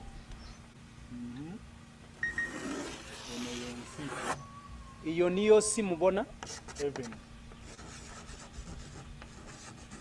iyo ni ijuru hejuru hasi ni isi kati wano tuli mu spirit aho hejuru turi mu mwuka katonda wano weno gyasooka tutonderera hejuru hari twita mu ijuru niho Imana yabanje kuturemera spirit oba spirituality cyangwa ubumana kati tugenda okuva mu nsi iyo tuvuye mu isi eno tuvayo tuviirayo mu spirit iyo tuvuye mu ijuru tuje mu isi tuza turi mu mwuka yonna spiritual world okujja okutuuka wano kati iyo nzira tubona kuva mu ijuru kujya mu isi tuza ari mu mwuka kati wano we tuyingirira mu lubuto lw'omukyala aho iyo tugeze mu isi rero twinjira mu nda y'ababyeyi kati ne tutambula obulamu obw'ensi tukagenda tukabaho mu buzima bw'isi ne tubujja wano ensi wetandikira katugeze bw'ozaaliddwa n'otugira wano w'ofiira wano tubukura aho ngaho ku ntangiriro wenda tukagarukira ku muheru kati wano eno tuvayo tuli mwoyo mu ijuru tuvayo turi umwuka ne tujja ne tuyingira wano tukinjira mu mubiri n'ozaalibwa ng'omwana ukavuka nk'umwana naye ng'omwoyo kandi ariko umwuka bwe gwambadde omubiri roho yawe niyo yambaye umubiri kubanga katonda bwe yatonda omuntu eyasooka Imana ire mu muntu wabanje yatonda factory efulumya emibiri yaremye uruganda rurema abantu naye ng'emibiri egigenda okwambala emyoyo egiva wano ariko ari imibiri igomba kwambara roho zivuye hejuru mu ijuru ekireeta emyoyo gino okuva wano ikizana izo roho kuva mu ijuru zikaza ku isi kwe kutuukiriza ebya katonda nga bwe bituukirira ni ugushyira mu bikorwa amasezerano y'Imana aba yakuzanye mu isi kati obulamu bwe twali wangadde okuva wano okutuuka wano w'ofiira ubuzima tubaho kuva twavuka tugera aho dupfira bwali badde bwakutuukiririza mu mubiri ebintu ebituukirira mu ggulu oba katonda bwagala bituukirire byari ngombwa yuko dushyira mu bikorwa ibyo ngibyo byatuzanye mu isi tuva mu ijuru kati bwe tujja wano ne tufa iyo tuvuye hara ku ntangiriro tukajya ku nkomero tugapfa kati batubuuza baratubaza emirimu gye tukoze okuva wano okutuuka wano we tufiiridde batubaza imirimo twakoze kuva aho twavukiye mpaka aho dupfiriye kati okufa kwaffe gupfa kwacu kwalibadde nti eyalibadde akoze obulungi emirimu gye wano byakaye ngo wakoze imirimo myiza kuza kugera gupfa bwafa wano iyo amaze aho ngo amaze gupfa bwe bakkiriza n'akomawo nadda mu bulamu obwa spiriti obw'omuntu uwo niwo bemerera kongera gusubira mu ijuru ari mu mwuka kati alemeddwe okukola obulungi iyo udashoboye kugerageza gukoreza nk'uko byashakaga omwoyo gwe gusindikibwa okudda mu bantu bw'abalamu roho yawe igaruka kuza mu bantu bazima gubabonyeebonye paka we balituuka ku mazima agabatwala wano bateebwe okudda wano barindagize mpaka basubira ku kuri ko kugira ngo basubire mu ijuru kati Afrika kyebadde emisinga ikibazo Afrika yagiraga nti emyoyo gibadde giva mu nsi nga gyo gimanye ekyokukola roho zavaga mu ijuru ziva mu ijuru zizi icyo gukora naye okutuuka wano mu bulamu obw'omubiri ariko yo zageraga hano mu buzima bw'umubiri ng'ab'omubiri tebamanyi mwoyo kyayagala abo mu mubiri batazi icyo roho ishaka kati mubiri bw'atasobodde kutuukiriza bya mwoyo umubiri iyo adashoboye gushyira mu bikorwa ibya roho katonda tatambudde naffe imana ntabwo yagendaga era natwe buli kimu kye tukoze nga Afrika kibale kibaka fire niyo mpamvu ya Afrika byo twakoraga byose bitajyaga muri gahunda kwa Rurema wano kugaruka kwa Rurema kwe kusobozesa abantu okubanga emyoyo gyabwe gitera okuddayo niko gufasha abantu kongera imyoyo zabo zigasubira mu ijuru kubanga kye kirwadde kituzaaza okujja mu nsi okukola ebintu ne katonda atugezese tusobole okuddayo kuko nicyo kituvukisa tuza mu isi akitegedde omusomesa asiimudde olubaawo ekibuuzo ekirala ikibazo ikindi kiravuga ngo iyo Yesu yibavuze ngo isi izashyira twumva iki cyangwa iyo bavuze ngo turi mu bihe by'imeruka bishatse kuvuga iki abuza nti bwe bogera nti ensegenda kugwawo oba turi mu munaku ezo z'enkomerero kitegeeza ki eyo njogera ya ddiini umuntu uvuga gutyo n'abanyamadini naye kati ffe Abafirika ariko twebwe nk'abanyafurika ate nga katonda akomawo obukumi tubadde tuli mu nzikiza nga katonda taliwo mu Afrika kati Afrika ekitangaala kikomawo obukumi kandi twebwe twagarutse mu bumana bwacu kandi twabaga mu mwijima ariko Imana yongeye garuka muri twe ekyo si ky'amadiini wabula kya butonde bwa Afrika cyo gushiraho ku isi ntabwo ari icy'amadini ni icy'ubuzima bw'abanyafurika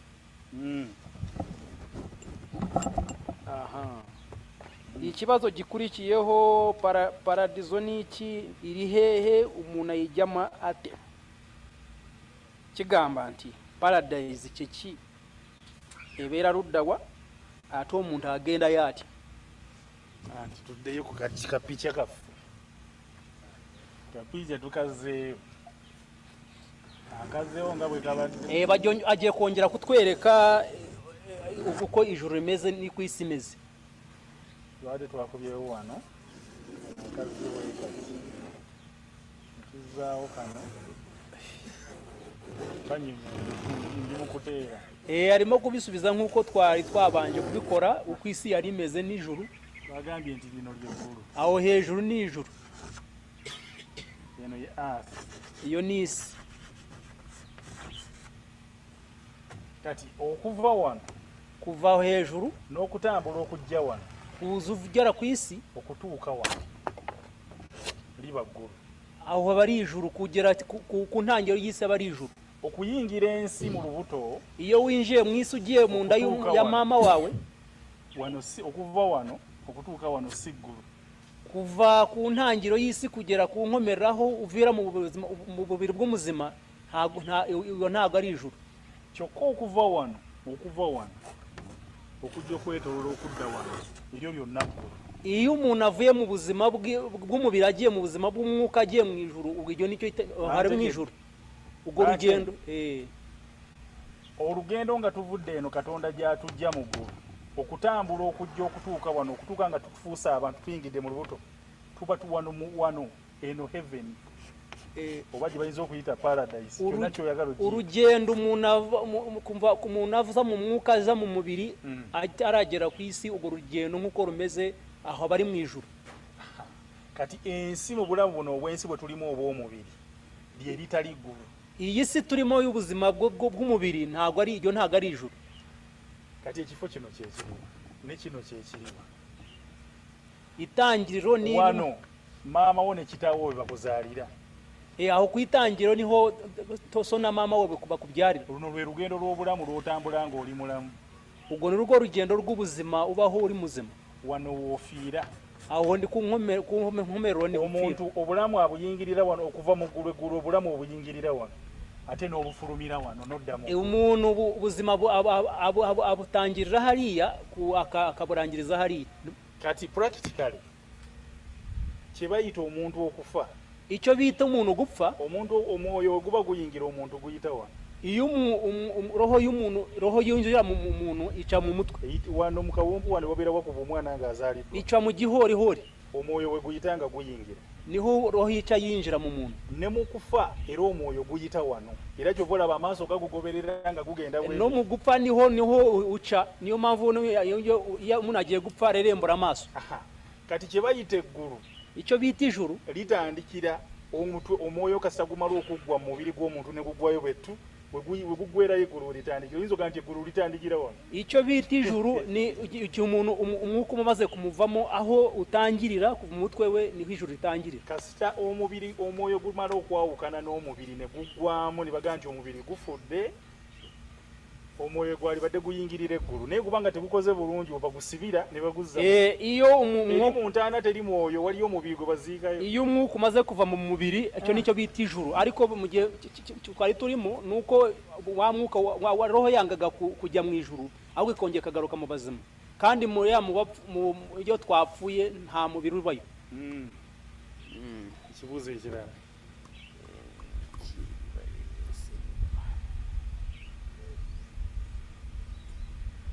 umuriro ikibazo gikurikiraho kiravuga ngo umuriro w'Uwiteka ni iki Gehenome ni iki ese iba hehe ese abakristo bose bazajya mu ijuru ese abayisilamu bose bazajya mu ijuru ese ababudisite bose bazajya mu ijuru ese abatemwa bazajya mu ijuru ese abatemera Imana bo bose bazajya mu muriro ikibuzo kigamba nti omuliro gwa Katonda kyeki ate Gehenome ndowooza byo mu bitabo byawandikibwa nti yo kyeki omuliro kyeki ekirala bibeera luddawo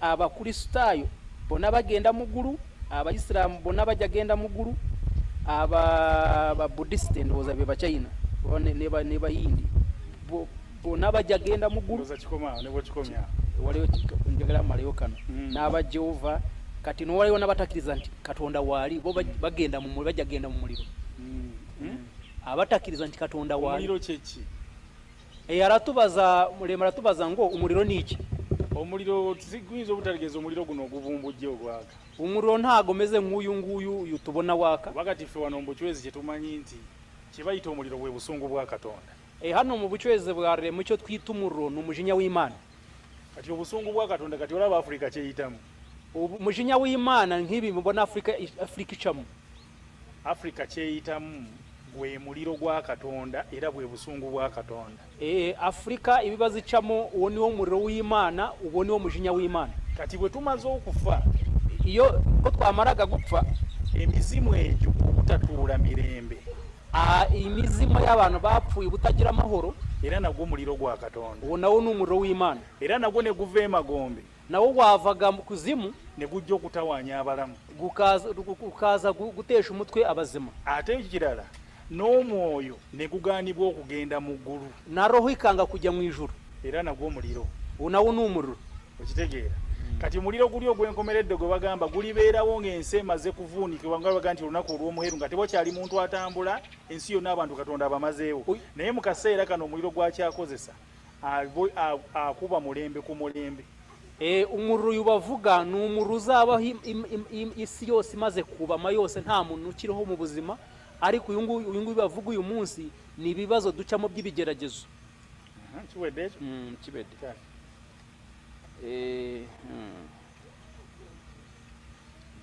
byangu kisetinga ngabo tuddamu oba osetinga ekiddako ikibazo gikurikiraho cyabajijwe tubibutse ko ibibazo byabajijwe n'umuvandimwe wacu Aphrodis kuva mu gihugu cya Belgium Aphrodis urumviriza ibibazo byawe biri gusubirwamo aho utaraza gusobanukirwa wongere ubaze ikibazo gikurikiyeho kiravuga ngo urupfu ni iki ese tugomba gutinya urupfu kuki bavuga urupfu rwa mbere n'urwa kabiri ese kuki abo Yezu yazuye bongeye gupfa ubu se bari hehe ikibuzo kigamba nto waliwo kiri kyesizeemu abuuziza nti abakristu abakiba kibanage tekibadde mu kibuzo kiri akankiddemu nyizo bwetsi kati omuyudaaya ajja genda mu ggulu reka dusubire nyuma ku kya kibazo tuvugamo cy'amadini aravuga ngo umuyahudi azajya mu ijuru omusiraamu ajja genda mu ggulu nga muwarabu umuyisilamu azajya mu ijuru nk'umwarabu n'omubudisiti omuchina n'omukoreya bo mu Asian ajja genda mu ggulu ababudisiti abachina n'abakoreya bazajya mu ijuru okusinziira kubanga ezo ddiini zaabwe era arrangement yaabwe mu Katonda ewaabwe ure ugendeye ku myemere yabo kwa ya madini na yabo kubanga tulinamu omukkiriza ne tulinamu n'omugoberezi hano muri Afrika dufitemo mu madini mu madini dufitemo abayoboke n'abemera kati omugoberezi umuyoboke omuyudaaya obiyita umuyahudi umugoberezi wa Kristo uwo ni umuyoboke wa Kristo omufirika umunyafrika we mukkiriza mu Kristo nuwemera muri Kristo kati omukkiriza bakuba mukuba enjiri umwemera we bamubwiriza ubutumwa ate omugoberezi agoberera kiki eky'omusaayi umuyoboke we akurikira cya kindi kiri mu maraso ye kati omugoberezi agenda mu ggulu naye ono omukkiriza ayinza obutagenda mu ggulu kubanga akkiriza ekitali kikye bamukuba bukuba enjiri umuyoboke ajya mu ijuru ariko uriya wita ngo ni umwemeramana babwiriye ubutumwa akemera we ntabwo yajya mu ijuru kubanga abazungu bo bagamba nti believing is a doubt abazungu bavuga ngo umuntu ukwemera ni ukwihesha agaciro kati you first have to have a doubt then you are convinced to believe ubanza kugira ukwemera none bakabanza kugutekesha umutwe kugira ngo ubanze kwemera naye ngo olina ekikyokiriza bukkiriza cyane ariko ugomba kuba ufite icyo ariko bakagushira mu kindi kati wano tusobola okukkiriza nti twebaza obukkiriza bwe baleeta naye ate twetaaga okumanya Katonda waffe n'obwa Katonda hano mu bucwezi bwarimo turavuga ngo tugomba kwemera dushimira madini batuzaniye ariko tukagendana n'inzira y'Imana yacu ndoza nkimaze bulungi n'omusiraamu omuwarabu agenda mu ggulu eno tuli bakkiriza bukkiriza n'umuyisiraamu umwarabu azagenda mu ijuru ariko twebwe turabemera gusa naye kati ffe twetaaga kumanya Katonda waffe naki twebwe dukeneye kumenya Imana yacu n'ibindi bikurikiraho byonna bye tuyita ebizibu ibyo byose twita ngo ni ibibazo politics oba bya bwakabaka n'ibyo tuyita ebizibu bya Afrika ibi byose twita ngo ni ibibazo bya politike n'iby'abami biva kubutamanya Katonda waffe na butakwatagana na Katonda waffe kubanga butakwatagana na Katonda waffe n'ensi tubeeranga abatali bannanyiniyo naye batekwatagana naffe n'obutonde bwo tebukwatagana ibi byose biva ngo ntago tuzi Imana n'ibibazo byose twabonaga byose biva ngo ntago tuzi Imana yacu ekyo nno kiba kitegeeza nti temuli mu mpuliziganya nnungi na Katonda ne bwe munayogera tajja kubawulira te naye bwayogera temumutegeera icyo kivuze ngo niyo mwakora byose ntago muri gahunda Imana ntago ibumve niyo mwavuga gute ntago yabumva kirara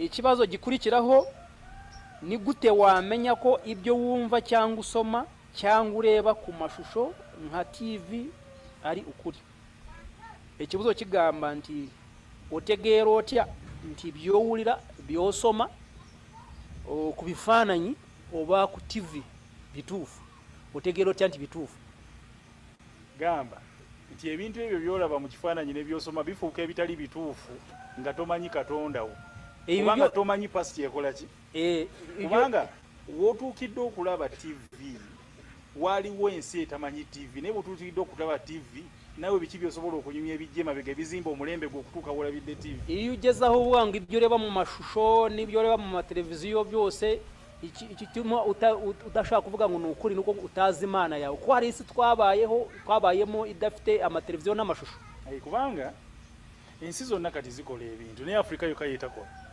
ariko urabona imigabane yose ikora gahunda zayo ari South Africa gusa ekitegeeza nti bali basobola okukozesa amagezi gaabwe oba bazze bazimba Katonda waabwe mu bo ne mu magezi buli kimu kye bakola bariya batuusa okubalaba nti bawandiika ebitabo ebirungi balaba ebiri ku TV ne TV nibazikozesa byonna ebiteekeddwa okukola bariya bo bamaze kubaka ubumana bwabo niyo mpamvu n'ibyo ku mateleviziyo yabo ari ibyo gahunda zabo z'ubumana bwabo ariko twebwe ntacyo twari dufite kati fa Abafirika tutunulira butunulizi program era olusi tuwekanga nekange naye bo bali bayina series zibazze following abanyafrika twe tureba bureba gusa ntago tuzi iyo bijyane byogana tureba barabyo bizamwe tukikanga era okunyonyola okubeera kwebyo ebiri ku TV baba batunyonyola byabalala babitadde mu TV naye ffe Abafirika tetulina kunnyonnyola kwaffe ku bikibinza kuba ku TV kuba tulina ne puroguramu ni nayo mpamvu iyo batusobanura biri ibyabo biri basize ku televiziyo ariko twebwe nk'Abanyafurika nta byacu ushobora kuba twisobona kuko nta biriho. So kitegeeza bagamba nti he who knows oba he who doesn't know where he comes from doesn't know where he's going. Bivuze ngo utazi yava ntamenya niyagana. So Africa yitaga kuddayo ku reconnectinga ku rimu yayo spiritual rimu yayo mukama atandika okutuvuga. Afrika igomba gusubira kuri ku nkomoko yacu aho yahuraga n'Imana. Ngira ngo icyo kibazo muvandimwe Aphrodisi Belgique uracyumvisize.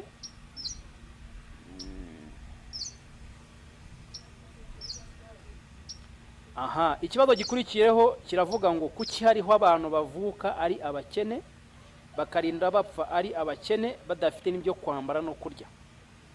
Kuki hariho abantu bavuka ari abakire bagakurira mu bintu bakarinda babipfira bakabahamba mu mva za zahabu, mbese abo bombi bafite aho bahurira nyuma yo gupfa. Ikibazo kigamanti lwaki bari abantu abazali banga bavu nibakulane nga bawangala bavu nga tebalina kyakwambala kyakulya ate ne wabeera abala ne bazali banga bagaga ne bawangale mu nga bawangala nga bagaga ne baziikibwa ne mu sanduuku nga za zaabu. Kati oluvannyuma lw'okufa abantu abo bonna basisinkana omwavu n'omugaga kasitaba banga bakoze bonna beyisiza bulungi ku nsi. Umukire n'umukene iyo nibali barakoze ibyiza ku isi bazahura. Kubanga ebyakatonda tebiri ku bunene ku sente za muntu zalina oba zatalina. Gahunda z'Imana ntabwo zireba ubutunzi umuntu afite. Omwavu bwakola obulungi n'omugaga nakola obulungi basobola okusinkana amaaso ga Katonda naye batakola bulungi omu bwatakola bulungi atasobola kusinkana. Umukire iyo akoze ibyiza n'umukene agakora ibyiza bazahura mbere y'Imana. Iyo badakoze ibyiza mbere y'Imana ntabwo bagerayo. Ekikulu ensi tejja kubeerayo ng'abantu bonna benkana obugagga.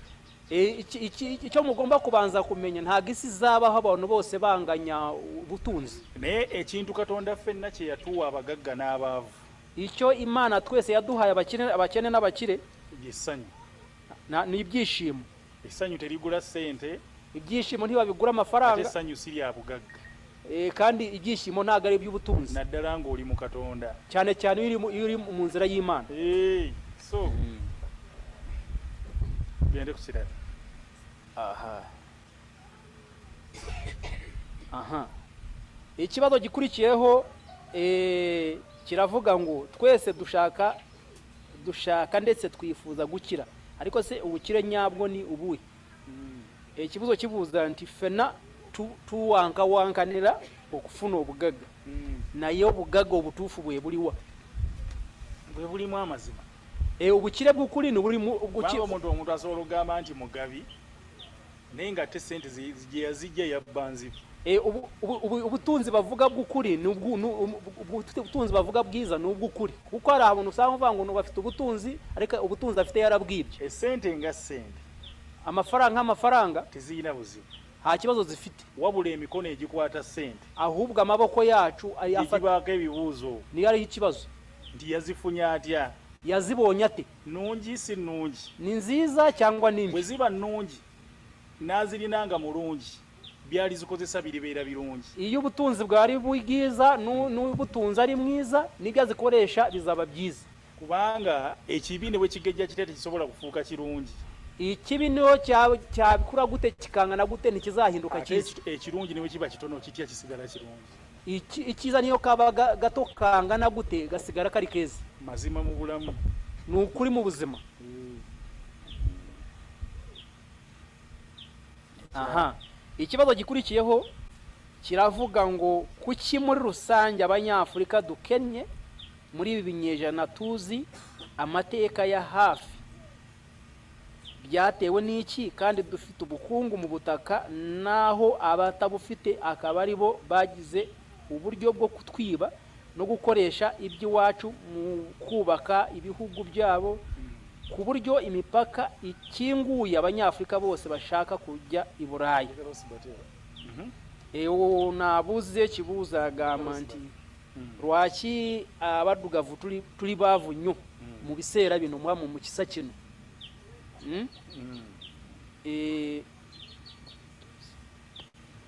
Mu kiseera kino ky'okumpi kiraga nti emabega tetwali baavu. Ate kijja kitya nti abatalina bya bugagga kubanga ensi agambye nti ate nga ensi yaffe eriko ettaka lyaffe liriko ebintu by'obugagga. Ate abatalina bya bugagga mu ttaka bo balina n'amagezi g'okujja wano ne batubba ne basobola okukulaakulanya amawanga gaabwe. Ate n'ensalo zaabwe ne bazigula ne zibeera open. Buli Omufirika ayingira okugenda kunoonya ki obugagga. Batwale musabeko wali ku kijabiro awo omuliro gwali kyoto bwe kyali bajje basabireko naye mpola mpola.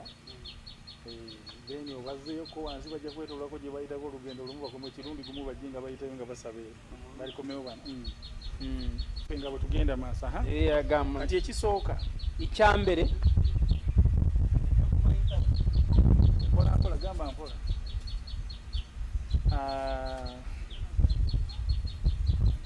Tewali atubba. Muri Afrika nta muntu twiba. Abafirika ffe twebba. Abanyafrika nitwe twiyiba.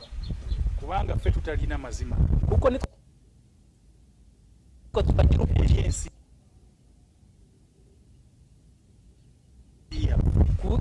Kwisi yatu. Naye ng'ekireese ekyo kyonna ekizanyi ebibazo byose kwe kuba nti abantu tebamanyi Katonda waabwe mabega oba mazima ga nsi yaabwe. Era abazungu bo bagamba, abazungu baravuga ngo Africa is the richest continent, Afrika n'umugabane ukize cyane, but with the poorest people. Ariko umugabane w'abakene. Ekyo kitegeeza nti Abafirika n'ensi yaabwe tebakwatagana, naye mu kusookera ddala Africa ne Katonda tebakwatagana kubanga Katonda yamanye ebyama ebiri mu nsi era yalina obitugulira. Kibivuga ngo Abanyafrika n'ensi yabo ntago bafatikanya, ariko mbere Imana ko byari bimeze isi n'abantu bafatikanyaga.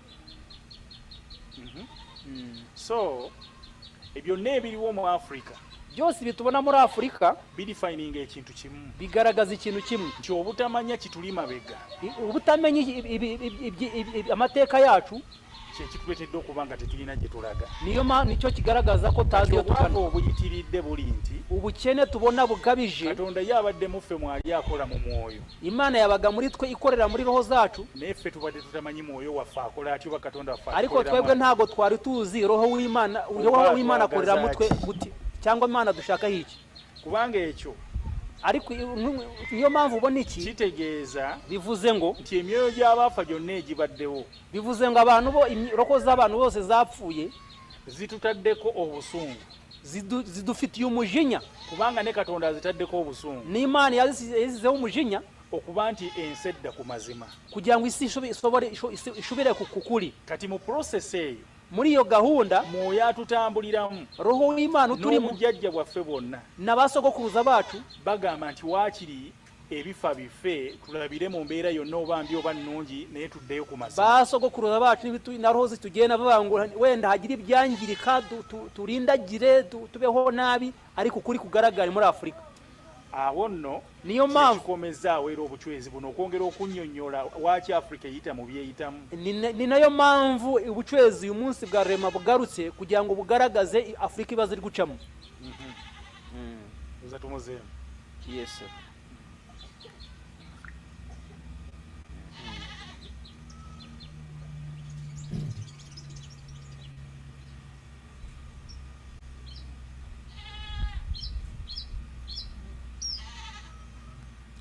Kono yangu baba batuwulirize.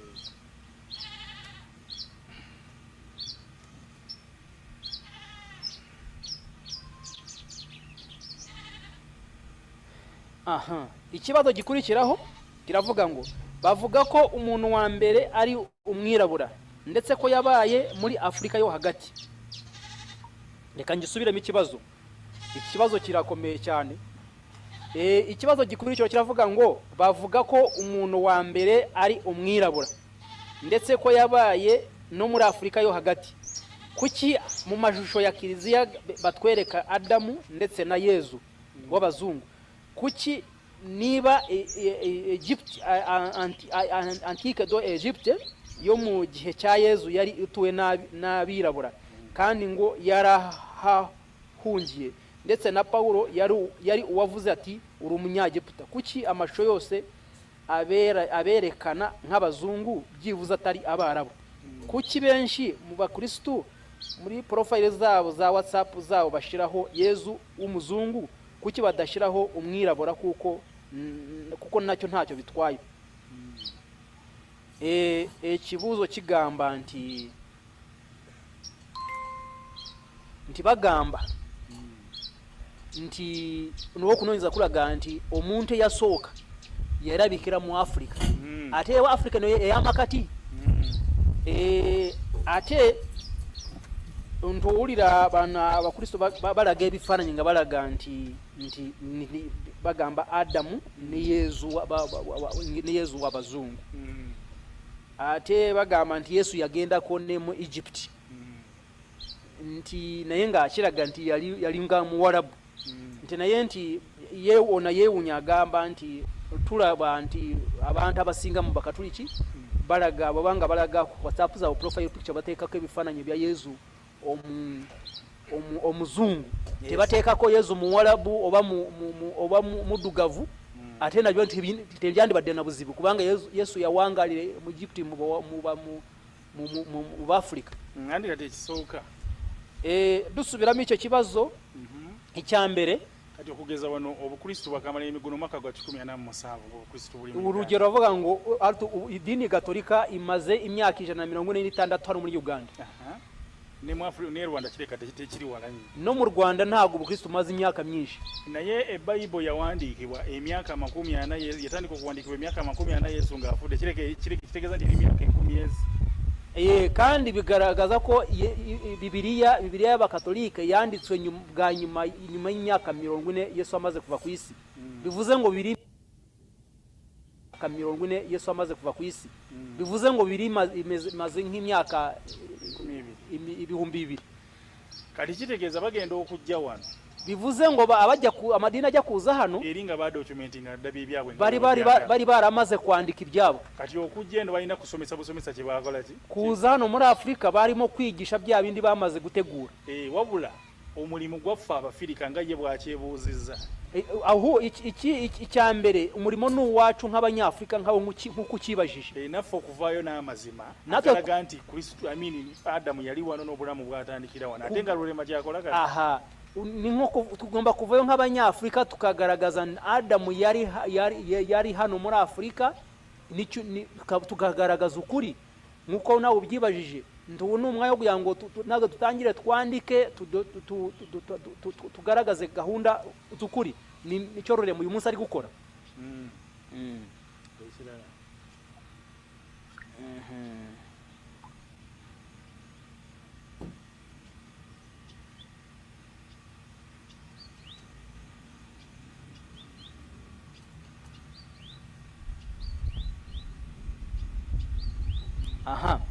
Ikibazo gikorikiyeho cy'umuvandimwe wacu Aphrodisi kuva mu gihugu cy'Ububirigi yavuze ngo yabajije ngo ibyo dutekereza biva he, kuki bigoranye guhagarika gutekereza? Ese wamenya icyo umuntu atekereza?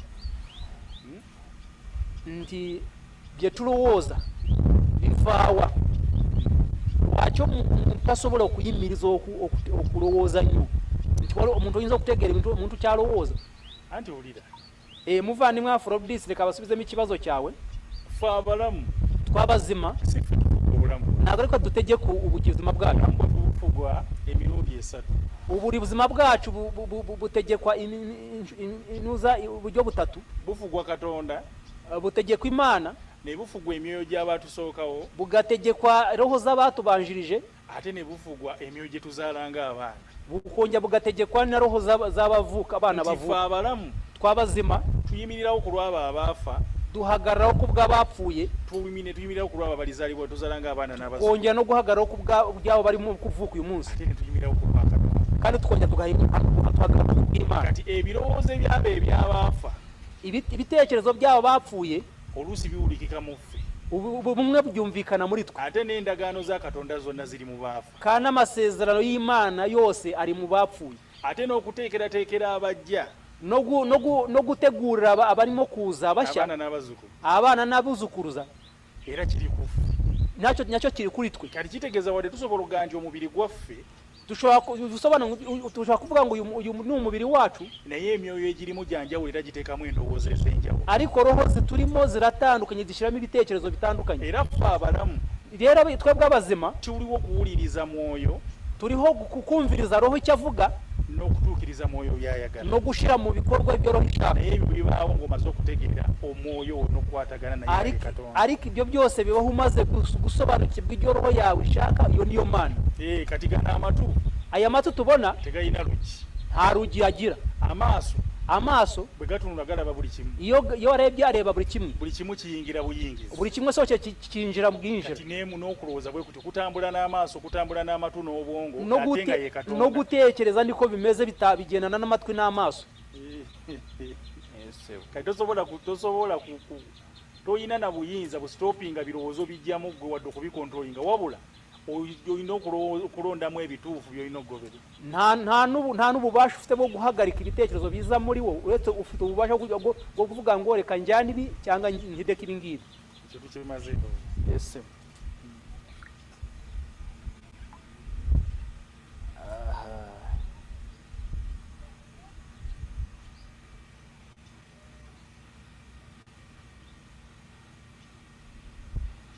ikibazo gikurikiraho cy'umuvandimwe wacu Aphrodis yabajije ngo ese izuba n'indi mibumbe bimaze igihe kingana iki ese bizageraho bigende bishire ikibuzo kigamba nti poze enjuba n'ebitonde ebirala ebiri mu bbanga ebiringa enjuba biyamba ki sorry abuza nti bimaze ebbanga ki ebintu ebyo bimaze ebbanga ki ate bijja kutuuka ekiseera bigwewo Katonda Imana agamba nje tutonda mu kifaananyi ki Imana iravuga ngo yaturemye mu ishusho yayo kati kitegeeza ffe tuli demonstration eby'omubiri demonstration ey'omubiri eraga ebyo byonna eby'omwoyo yes twebwe tuvuga ngo turi nk'abahakanya bya roho biri mu mubiri Katonda nga bwe yatutonda Imana nk'uko yaturemye tinaffe tusobola okujja ku nsi ne tufa natwe dushobora kuba twaza ku isi tugapfa teri kitasobola kufa ekirina obulamu nta cyashobora gupfa nga kwe kwagala kwa Katonda nta kidashobora gupfa ikabone kuko gifite okuzikiriza ensaagi zikiriza kyagala kyonna asobola okukikola iyo Imana ishoboye gukuraho isi yayikura icyo yakora cyose yagikora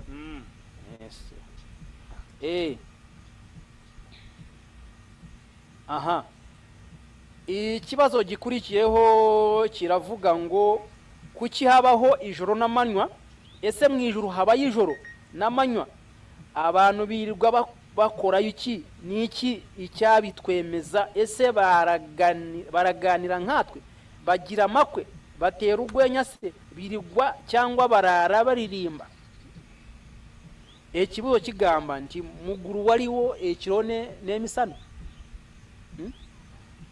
buli kimu Katonda bwe yakitonda ku nsi ne muguru we kiri kakimaliriza nti abantu bali muguru babeerayo ngaffe nga we tuli ekisobola okutukakasa nti bwebitowe biri kati ababeerayo balinga boogera ngaffe oba banyumya ngaffe naye nabo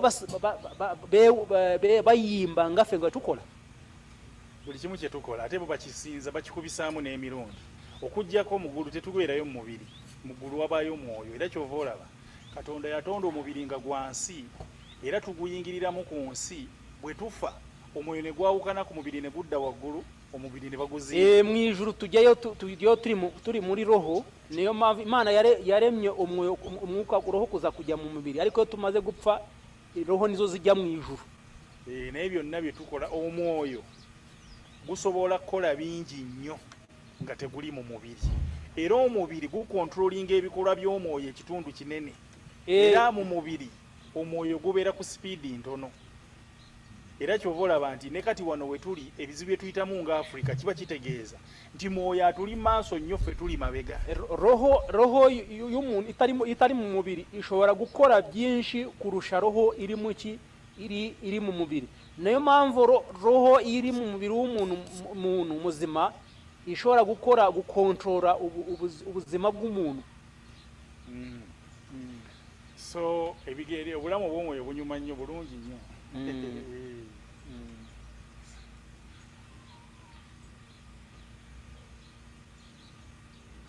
waliwo wagize osigattamu ebyabalala nga bw'ogattamu batuyinza okumalako obudde ebibuuza bingi naye tebyawukana kinene ate wayinza okubayo omulala nga alina ekibuuzo ekyenjawulo naye mugattamu bino kale buuza tugende.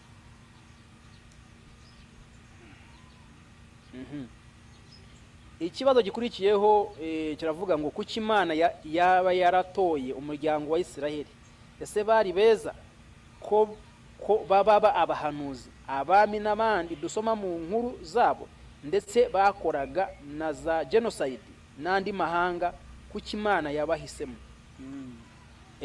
Ekibuzo kigamba nti lwaki Katonda yalonda uruganda rw'Abayisirayeli bali balungi okuba nti bebavamu abanabi abakabaka nga bino bye tusoma mu byafaayo kubanga tulaba abantu bakolanga ne genocide n'okuta abantu batanga abantu. Lwaki Katonda yabalonda? Eyo njogera y'abantu yogamba nti Katonda yabalonda. Bino bavuga ngo Imana yatoranyije umuryango wa Isirayeli nibyo abantu bivugira. Naye Katonda ffenna yatutonda. Bw'aba yabalonda bulonzi ffe twatondebwa butondebwa mu Afrika twatondebwa. Ate ekirala baayogera ebyo byonna babyogera nga tebajjangako mu Afrika. Abose babivugaga bataramera kugera muri Afrika. Kati oli ali mu ddungu. Uri ari mu butayu. Ffe tulina ensi wano eringa amata n'obwoki. Hano muri Afrika dufite isi isa n'amata n'ubuki. Kati wensinzira wano nenga ndi Katonda yagala nnyo Isirayeli. Iyo inkubu isaha Murema avuze ngo Imana yakunze Isirayeli. Katonda nyiigi. Imana irarakara. Kubanga yanjagala nnyo ng'Omufirika. Imana yamukunze nk'umunyafurika n'atuwa ensi esingayo obulungi. Imana iduha isi irusha y'ubwiza n'atuwa ebirungi ebisingayo ku nsi. Imana iduha ibyiza birusha ibindi ku isi. Ebyobugagga ebisingayo mu nsi. Iduha ubutunzi burusha ubundi ku isi. Wabula ffe abantu ne tutamutegeera. Ariko twebwe ntabwo twabisobanukiwe. Obulungi bwa Katonda, ubwiza bw'Imana tebuli mu bintu bye yatonda buli mu ffe kumutegeera. Ubwiza bw'Imana ntabwo buri mu byo yahanze uretse ko buba muri twe kumusobanukirwa. Bwe tutategeera Katonda waffe iyo tutarasobanukirwa Imana yacu kyatujjamu okwetegereza oba okumanya okusobola okugulumiza Katonda ffe nti atwagala nnyo. Kyadukuyemo gutekereza ku Mana yacu no gutekereza ngo aradukunda. N'ogamba omusajja ali mu ddungu ukavuga ngo umuntu ari mu butayu talina mazzi talina kinefu abalina wano ensi erina buli kimu kate kugamba oli nti Katonda yamwagala nnyo okusinga ffe. Ugwabasa isi kuba ngo bari abantu bari mu butayu twebwe Imana yaduhaye buri kimwe cyose bara nta mazi bafite ukavuga ngo Imana yarabatoranyije twebwe twe wano Ubucwezi bwa Murema. Niyo mpamvu tubabwira hano mu Bucwezi bwa Rurema tugamba nti Katonda yayagala nnyo Afrika. Turavuga ngo Imana yakunze Afrika era atwagala nnyo kandi iradukunda cyane. Kubanga yatuwa abalala bye batalina. Kuko Imana yaduhaye ibyiza abandi batagira. Katonda bituleetamu nga provocations okusomooza. Ibyo byose Imana ibituzanamo nk'ibigeragezo nti nammwe temukiraba. Namwe ntimubireba nta maso mugira. Namwe Abafirika mugamba nti Yesu Katonda yagala nnyo Isirayeli nga abawadde buli ekisinga mu nsi. Namwe muremeza ko Imana yakunze Abayisirayeli kandi ari mwe Abanyafrika yahaye ibyiza kurusha abandi. Ate lwaki kati tumaze emyaka 10 n'emeka nga tugoberera ebiveeyo naye ngali bulungi bubuze. Reba nk'imyaka tumaze igera mu gihumbi dukurikira ibyo bintu byose ibyiza ko nibe twakuyemo. Kati tunulira genocide yali e Rwanda. Reba murebe nka genocide yari mu Rwanda. Abanadini bajenyigiramu. Abanyamadini nibo bari bayirimo. Kati byakola bitya. Niki byafashije amadini yafashije iki? Bali badenga beba mediating n'okukakanya abantu n'ate beba. Abanyamadini bakabaye bagarukanisha abantu cyangwa bahuza abantu babahuza. So kakati okuterera kwa Afrika biri ebyo byogeranga sayings oba ebigambo. Kujya ku murongo kwa Afrika kubera ibyo byose babivuga kuvuga gusa. Naye ffe Abafirika tuvuga ne tugamba nti Katonda atwagadde nnyo era atwagala nnyo. Twebwe Abanyafrika turavuga ngo Imana iradukunze kandi iradukunze cyane. Obusinzi. Obusinzi.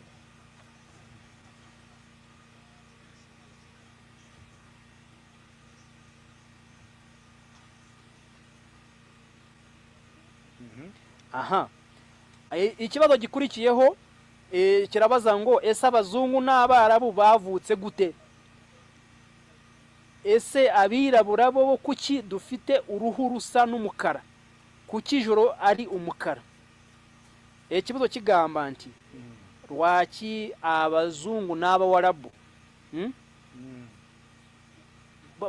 abazungu n'abawarabu bazali babatya? Rwaki abadugavu tufaanana kutudugala oba tulina oluwo bulaka ate ne waliwo ne ekiro nakyo nga kidugala.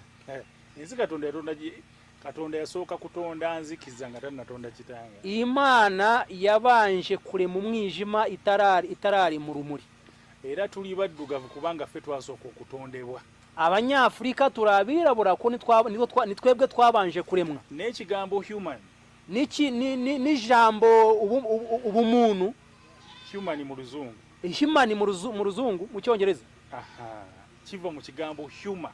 Human so batu black human means black. Kijambo human kiva mu kijambo humas. Human stop soil. Ijambo human ziva mu kijambo humas bivuga ngo buraka cyangwa itaka girabura. Umuntu yasooka kutonda we are black because we are created first. Turabirabura ko nitwe twabanje kuremwa. Kikumanyisa bivuze ngo tikale ntuufu yaruhanga ni black. Uruhu rwiza rw'Imana n'ugwirabura. Iranze ne Rurema Katonda okundabikira yarabikira mu black yarabikanga muzungu. Katonda okujja mu Bafirika jera mu kala ya black. Na Murema Imana kumwiyereka cyangwa kubonana n'Imana abubuntu abanuzi bw'Imana Imana yaziye mu ishusho ryirabura. Aha. Ikibazo gikurikiyeho kiravuga ngo kuki umuntu yajya kugura ibyishimo, kuki umuntu ntaho yajya kugura ibyishimo kandi afite amafaranga.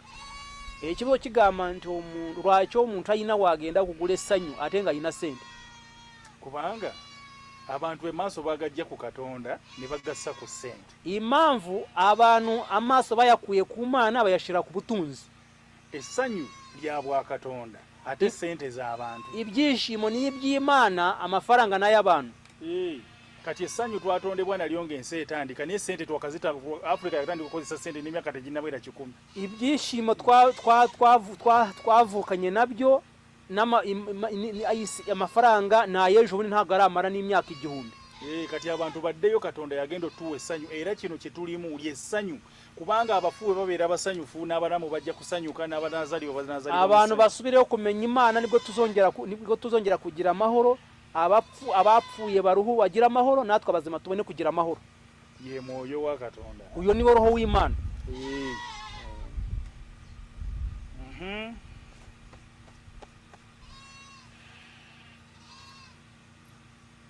Aha, ikibazo gikurikiyeho kiravuga ngo kuki abantu bitwa ngo bize bari civilize bakora intambara n'ibitwaro byose byo gusenya ibyo bubatse.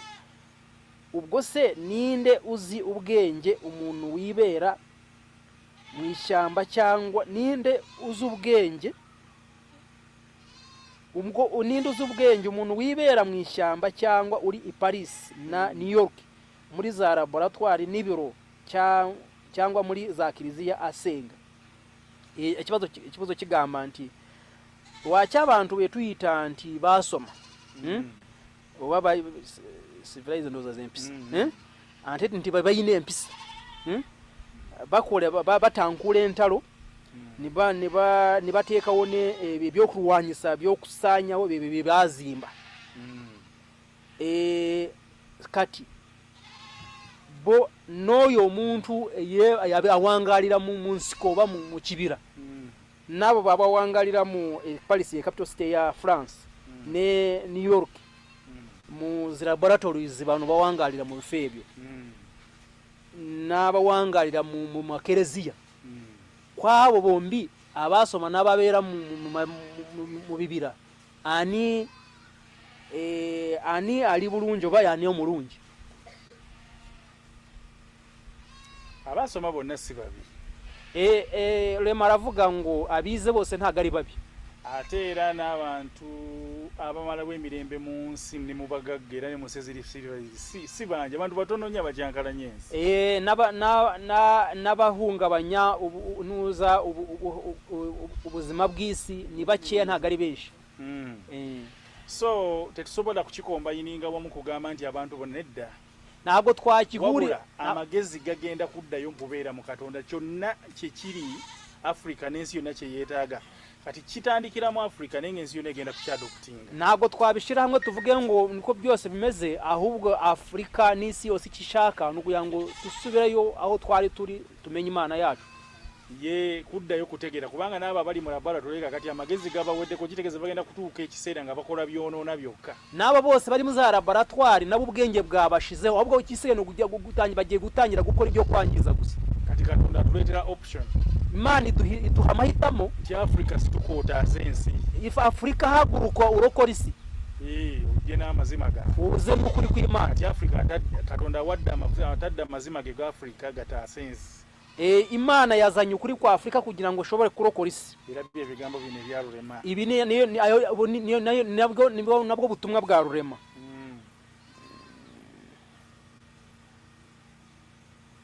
aha ikibazo gikuri cyo kiravuga ngo kuki muri rusange umuntu atarenza imyaka 100 nyamara igiti cy'indimu kiwanyu cyangwa ikimizabibu kimara n'imyaka 200 na 300 nti lwacyo umuntu tasusa myaka 10 ato umuti go muyembe bagwo mucungwa guweza n'emyaka 2 oba 3 wali wabadde yensinga abantu bawangala n'emyaka 10 hari n'igihe cyabayeho abantu bamara igihe cy'imyaka n'igihumbi kwisi naye abantu gibakoma kubanga bali wala ne Katonda ariko aho abantu bagenda biyongera kujya kure n'Imana bingi bibakola bikendeeza obulamu bwabo byinshi by'abantu bakora bigabanya ukubaho kwabo cyangwa ubuzima bwabo kwisi era byonna ne betwogerera olwaleero ibi byose niyo munsi tuvuga uyu munsi Katonda yagala n'obulamu bwaffe bukyuke Imana ishaka n'ubuzima bwacu ko buhinduka kubanga gye tunakoma okumanya obucwezi n'amakulu ga Katonda mu ffe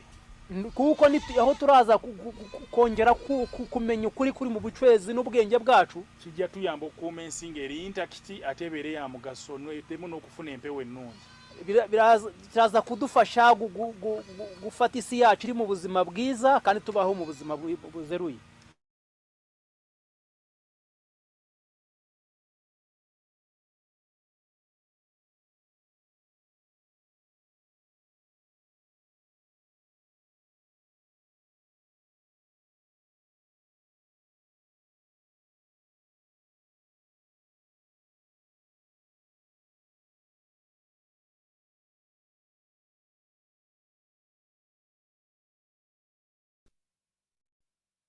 aha ikibazo kiriho kije kirabaza ngo kuki hariho amadini menshi yavutse ate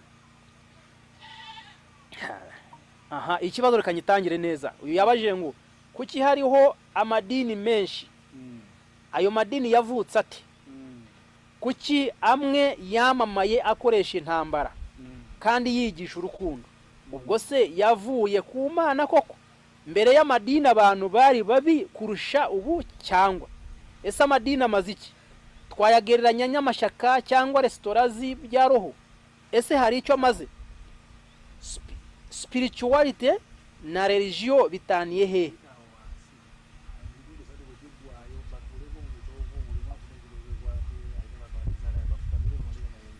ndohoza reka ikintu cya spirituality karinga ka sub question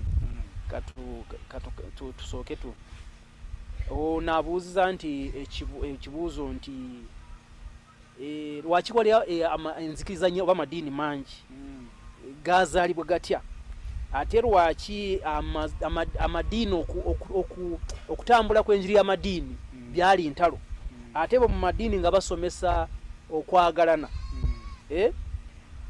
kati ezo dini zava wa Katonda waliwo enjawulo okusooka amadini abantu amadini nga tegana kujja abantu baye babinyo okusinga luno kati amadini ga mugaso ki tuyinza ogageraganya n'ebinyina by'obufuzi oba amahoteri mu by'omwoyo oba yagadde kakati kabere Kristo ngajja dusubiza ekyo kibazo niyo yaba Kristo aza Katonda yamuleeta Imana yaramuzanye era Kristo teyabuulira njiri ya madini kandi ukuri kumeze ngo Yesu niyigeze yigisha ubutumwa cyangwa ubutumwa bw'amadini amadini gajjawo nga Yesu amaze kufa amadini yaje Yesu amaze gupfa era gali mangi nnyo nga gasoba n'ebikumi ebisatu aya madini yari menshi yarengaga no mu 3 naye nga ezo zatandika okufuuka arrangements era edini the idol bazita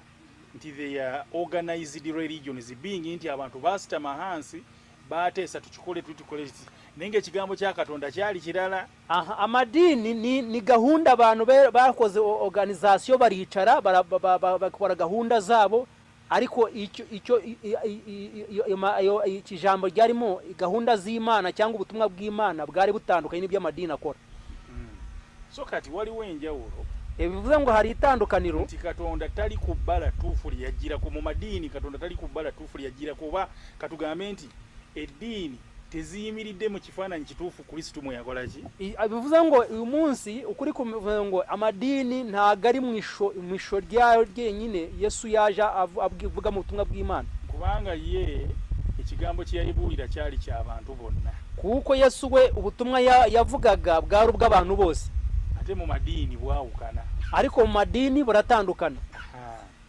so kati era awo wonna Katonda kyavudde akimanya Afrika nti kubanga banabbi abo bonna bazze kuko hano intumwa zose ziza kati okugeza Abayisirayiri bagamba bava mu Isirayiri omusajja gwe bayita Isirayiri Abayisirayiri bavuga ko bakomoka ku mugabo bita Isirayiri naye tebasobola kulaga bukomoko bwabwe Isirayiri yavaawa ariko ntibashobora kuba bakwereka inkomoko ko yabo uwo mugabo bita Isirayiri bakomokaho yo yakomotse he oba bajjajja be nga basatu Abayisirayiri cyangwa basogokuruza bo nka batatu bakomotse he kakati kitegeeza bivuze ngo nti ensi yonna teyina bukomoko bweraga isi yose nta kuri kugaragara ko inkomoko yayo okujja ka Afrika yina obukomoko uretse Afrika ni ifite ukuri kujyanye n'inkomoko yawo kati ngabe baganje olubereberi ali bo oluvanyuma nkuko bavuga ngo uwambera zawo wanyuma Afrika ekomyewo kubanga ye oluvanyuma yemanye ebyafa yerimu ebyemabega ensi Afrika yigaruje bushya kuko niyo ifite amateka y'ibyabanje bya kera kati omulimu gwa Afrika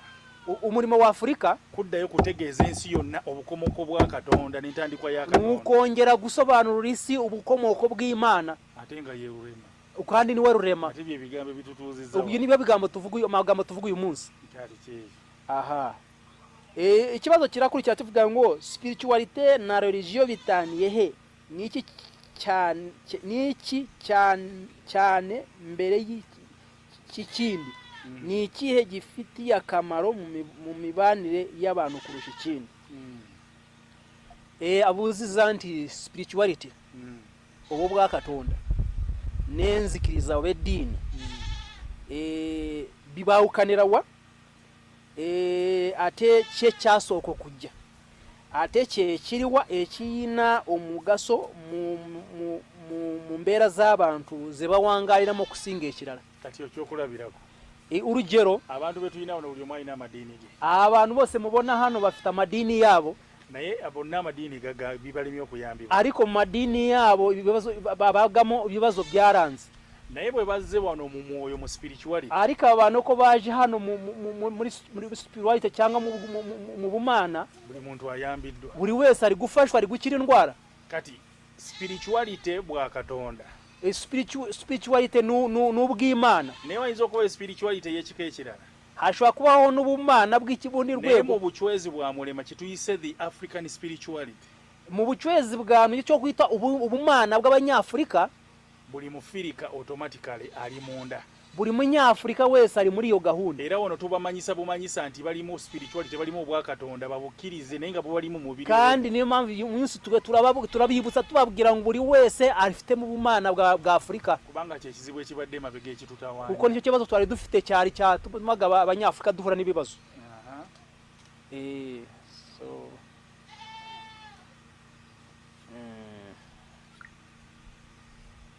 tugende ku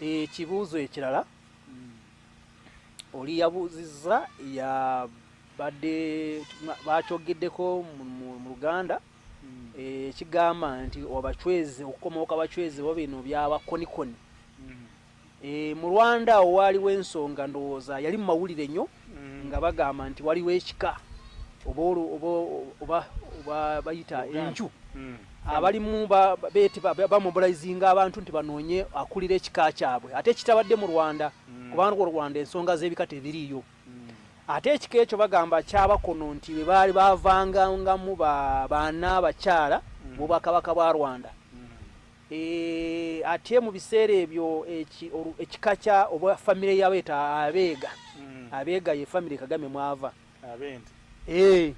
kati bwe baali bakabaka mu biseera by'e Rwanda kati abantu bwe batandika okugamba nti bamobilizinga abantu nti banoonye no abakulira ekika kyabwe abakono ndowooza babe empologoma bebayita abakonokono kati ne bakola ki wabeerawo akavuyavuyaawo kakyankalanya n'omuntu baateekawo omuntu akulira gundi yaabwe eyo so kati yabadde abuuza nti Abacwezi biringa ebyo byabakonokono oba bikwatagana abo bali mu culture abo biyita ngo n'abakonokono bali mu mico cyangwa guterekerera biri mu culture ibyo baba bakono kati olwaleero oli ne bwagamba nti ataddewo Obwakabaka uyu munsi niyo umuntu yavuga ngo ashizeho ibyo ubwami tebusobola kuba na mirembe nta mahoro bwagira kubanga Obwakabaka buba kagamba Obucwezi zi spirituality oba buli spiritual Ubucwezi n'ubumana bwa Katonda n'ubunyamana bw'Imana ate Obwakabaka kandi ubwami bw'abantu kandi ubwami n'ubw'abantu kati oli ne bw'anaatuulawo nga kabaka uriya nubwo yabaho nk'umwami Obwakatonda bumubanda ubu bw'Imana abafite ideni ku Mana tusobola okubeerawo n'Obwakatonda tushobora kubaho n'ubumana n'Obucwezi oba tushobora kubaho n'Ubucwezi ng'Obwakabaka tebuliiwo ubwami butaliho naye Obwakabaka tebukyasobola kubeerawo ng'Obucwezi tebuliiwo ariko ubwami ntibushobora kubaho Ubucwezi butaliho kuba kwekeereya na kusakulwawo kutabudde kubanga omuntu waga nti leero afuna Obwakabaka nga tamanyi Bucwezi era ajja kutambula emyaka 10 oba 2 oba 3 bukyankalane kuko ubwami bubayeho hatariho Ubucwezi ntabwo bwajya kumara nk'imyaka 3 hakabaho ikibazo kati kitegeeza nti ensi si Bwakabaka siki wabula enseddeyo ekiri mu Bucwezi Katonda nti abantu baddeyo batemala okuconnectinga ku Bwakatonda bwabwe ku Katonda waabwe then buli kye banaakola kinaaba kyami ekiri mu Bucwezi ntabwo ari ubwami bw'abantu ahubwo ni gahunda z'Imana ngira ngo abakundaga kwibaza Abacwezi bagatekereza ngo ubwami Ubucwezi ntabwo ari ubwami abantu bonna Abafirika kye balina okumanya Abanyafrika mwese yo mugomba kumenya si nsobi ntabwo ari ikibazo mu maaso ga Katonda ku mbere y'Imana okuba nti Obwakabaka tebuliiwo kuba ubwami butaliho Obwakabaka bwagibwawo oba bwavaawo lwa nsonga bwali busiikiriza Katonda ubwami bwagiye kuva hano muri Afrika kuko bwateraga ikibazo Imana kati kitegeeza nti yenaagala okusaawo Obwakabaka amale kutegeera Bucwezi buno bivuze ngo uyu wese ushaka gusubizaho ubwami abanza asobanukirwe buno Bucwezi bwa Rurema nibwo azagira amahoro kati ene Buganda batubazaawo Bakabaka hano mu Baganda basubijeho abami mu Uganda cyangwa muri Uganda basubijeho abami naye abantu balowooza nti ensi egenda kutereera olw'okuba Bakabaka abantu batekereje ngo ubwo basubijeho ubwami Uganda igiye kugira amahoro naye ate si bwe kiri ariko nta mahoro ahari Katonda yakikola bwatyo n'Imana yagikoze gutyo kubanga bw'ataali kikoze bwatyo Imana etagikora gutyo n'aleeta Obucwezi akazana Ubucwezi baaligambye nti ebyo biri bwe bityo olw'okuba Obwakabaka tebuliiwo bari kuvuga ngo ukora byabakabaye bityo kuko ubwami butariho naye abateekawo Imana yashizeho abami n'abalaga nti ebizibu bikyajja Imana ibereka ko ibibazo biracyaza nti boss ye solution y'ebizibu bivuze ngo ingoma za cyami ntago ari cyo kibazo ntago ari cyo gisubizo cya Afrika okujja ko kati kitegeeza nti waliyo solution endala ate ye solution yayo kati bwe bucwezi bwo igisubizo cya Afrika ni ubucwezi ubungu tuvuga bwa Rurema ikibazo gikurikiyeho umuvandimwe wacu umunyamakuru mugenzi wacu kuva kuri RTV uhaye muri Belgique kandi akaba n'umunyamakuru w'u radio Urumuri turabasuhuje mwakoze kandi tuzi ko gahunda ikiganiro cyacu kiri guca ku mbuga zanyu kiri live imbona nkubone mwakoze cyane ikibazo kivuye mu Birigi kiravuga ngo Rwanda Uganda Uburundi bibaye igihugu kimwe ibibazo ntibyaba bikemutse ono munamawulira ali Belgium abuzi zanti Rwanda Burundi ide Uganda singaba nebera gwanga limu songa tezinzo kugwa wabi ebizibu biri mu Afrika wano muguleta tezinzo kugwa mpola ebizibu binene ne ogendo solovinga ko kimwate ibi byose bikorwa gahoro ibibazo ni byinshi hano mu karere ariko ugenda ugaba ukuraho biki nako kwegatta aho turagenda twihuza gase mu kumanya kuno ko bucwezo ko bwaka cyane tubo tangiye kwihuza muno bucwezo bwa Rurema buli tunegate jya kufukanga force aho tujya duhura izazaba imbaraga kati tuba wecho okulabirako tubaho urugero tubade tuwezeze ensi oba musanvu wa munana mu East African Community ara hano mu karere k'Iburasirazuba bya East African Community kwa tugejeje ibihugu birindwi na yete mu babira banti wadde bagamba nti basayininga bali mu African Community naye buli muntu omulala ntali safe ate buli muntu tali ariko nimubona hano East African Community nubwo bamaze gusinya amasezerano yo gufatikanya murabona abafite amahoro bamara baji ne Somalia bagigase ko kati mawanga munana kati ekyo kikoleddwa mu mubiri ibi byose mubona bafata amahanga East African Community tubona amahanga 8 ni bihugu 8 singa tugatta mu mwoyo babikora mu mubiri ariko dushizemo roho y'Imana tukabikora mu buryo bw'Imana bijja kunywera byose bizagira imbaraga ne batakole bwe batete bijja kunywera ariko niba gukora bayifashishije ebyafayo byeddiringana amateka azongera yisubiremo East African Community yaliwo ku nsi 3 East African Community yariho ku bihugu 3 naye nemala ne dissolving nefa yageze igivaho kati yekomyewo ku nsi nyingi igarutse ku bihugu byinshi enabaawo kori izabaho condition eryemu ejja kubaawo nga bayingiza mu mwoyo oba Katonda nga atandise okulaba abakulembeze b'amawanga ago nga baddamu okutegeera mwoyo oba bwa Katonda East African Community zabaho abayobozi cyangwa ba president bamaze gusobanukirwa izi gahunda cyangwa ubumana bwa Afrika bw'ubucwezi bwa Rurema bagende basabire ko mu kigabiro ndoza bamala bali atuulako batuuleko bamalewo eddakiika nga 10 buli omu ng'asabira wabali family batuule ne family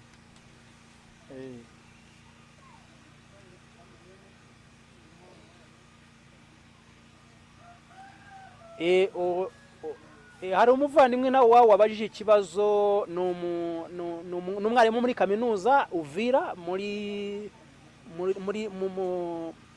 Repubulika Iharanira Demokarasi ya Kongo n'umwarimu yavuze ko yakoze ubushakashatsi cyane ajya mu mateka n'umwarimu w'amateka areba abacwezi bamubwira ko abacwezi bari muri Uganda mu by'ukuri abacwezi n'aba Uganda n'abahehe abacwezi babarizwa he akongera avuga ngo mutusobanurire avuga ngo nyakubahwa Rurema dusobanurire abacwezi bivuze iki mu magambo magufi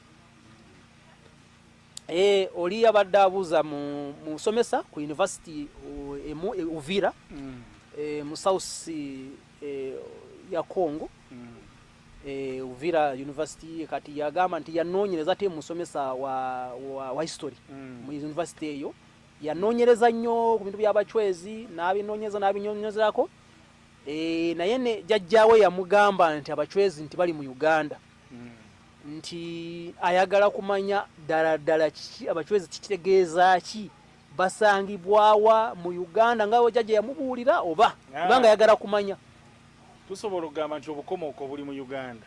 Omuvandimwe wacu uri mu university ya Uvira muri demokrasi ya Kongo, igisubizo cyawe kaba dusubize nti obukomoko busobola okuva mu Uganda. Ubukomoko bw'ubucwezi ushobora kuva muri Uganda, naye Abafirika bonna ariko Abanyafrika bose bonna obujjajja bwabwe bwasogokuruza babo n'abacwezi. Kati obucwezi kitegeeza, ubucwezi bivuze ngo omulembe ni igihe cyangwa ikinyejana cyaba ogwatambula ne Katonda, ni ikinyejana cyari kirimo imbaraga z'Imana, obo ogwatambula ne covenant oba endagaano ey'obwa Katonda mu Afrika, cyangwa ikinyejana cyangwa igihe cyabaye gigendera ku masezerano y'Imana cyangwa ubushobozi bw'Imana. Kati byonna bye tulinanga ebizibu, ibi byose dufite nk'ibibazo byonna biva ku ndagaano ey'etatuukirira ey'obwa byose bikomoka kuri aya masezerano atari muri gahunda cyangwa atari mu gukora. Endagaano yeremeseza abafu okuwumula emirembe, ayo masezerano yananije abapfuye kuruhuka amahoro, eremeseza abalamu ogenda mu maaso, inanije abazima kugenda imbere, era yezaaza abaana nga bali haunted nga baliko ebibalondoola obutagenda. Niyo ituma abana bavuka bafite ibibazo bahura n'ibibazo bitandukanye. Kati okumanya okuddayo okutuuka ku bucwezi, ukumenya gusubira gusobanukirwa ubucwezi kiddamu okutusumulula spiritually, akato okutuliconnectinga ku spiritual realm oba ku bwa Katonda bwaffe, gisubira okongera kudusobanura no kuduhuza n'Imana n'ubumana bwacu. Kati ekyo ibi ngibi tuvuga kikomekereza omulembe oguzze gutubanja, icyo gikuraho kiragihe gikuraho kiragihe cyabanje cyabapfuye, okutandikawo omulembe omupya, gutangiraho igihe gishya ogutaliiko mabanja oba bizibu ebiva emabega, igihe kitariho amadeni cyangwa ibibazo, okusobola okutambuza ensi ey'obwa Katonda entukuvu, ugushobora kujyana isi imbere y'ubw'Imana. Mwekyo tuzaalamu abaana ab'amagezi ag'enjawulo, aho tuzabyariramo abana batandukanye b'ubwenge, abakulembeze abalungi, abayobozi beza, abantu abakuddamu okwagala ensi zaabwe, abantu gusubiramo kwagala amahanga yabo no kwikunda n'okwagaliziganya no gukundana n'okutambulira wamu no kugendera hamwe. Aha, ikibazo kirara, ikindi kibazo, ikibazo kiri cyavuye mu muvandimwe wacu ni Umurundi ariko aba mu gihugu cya Kenya.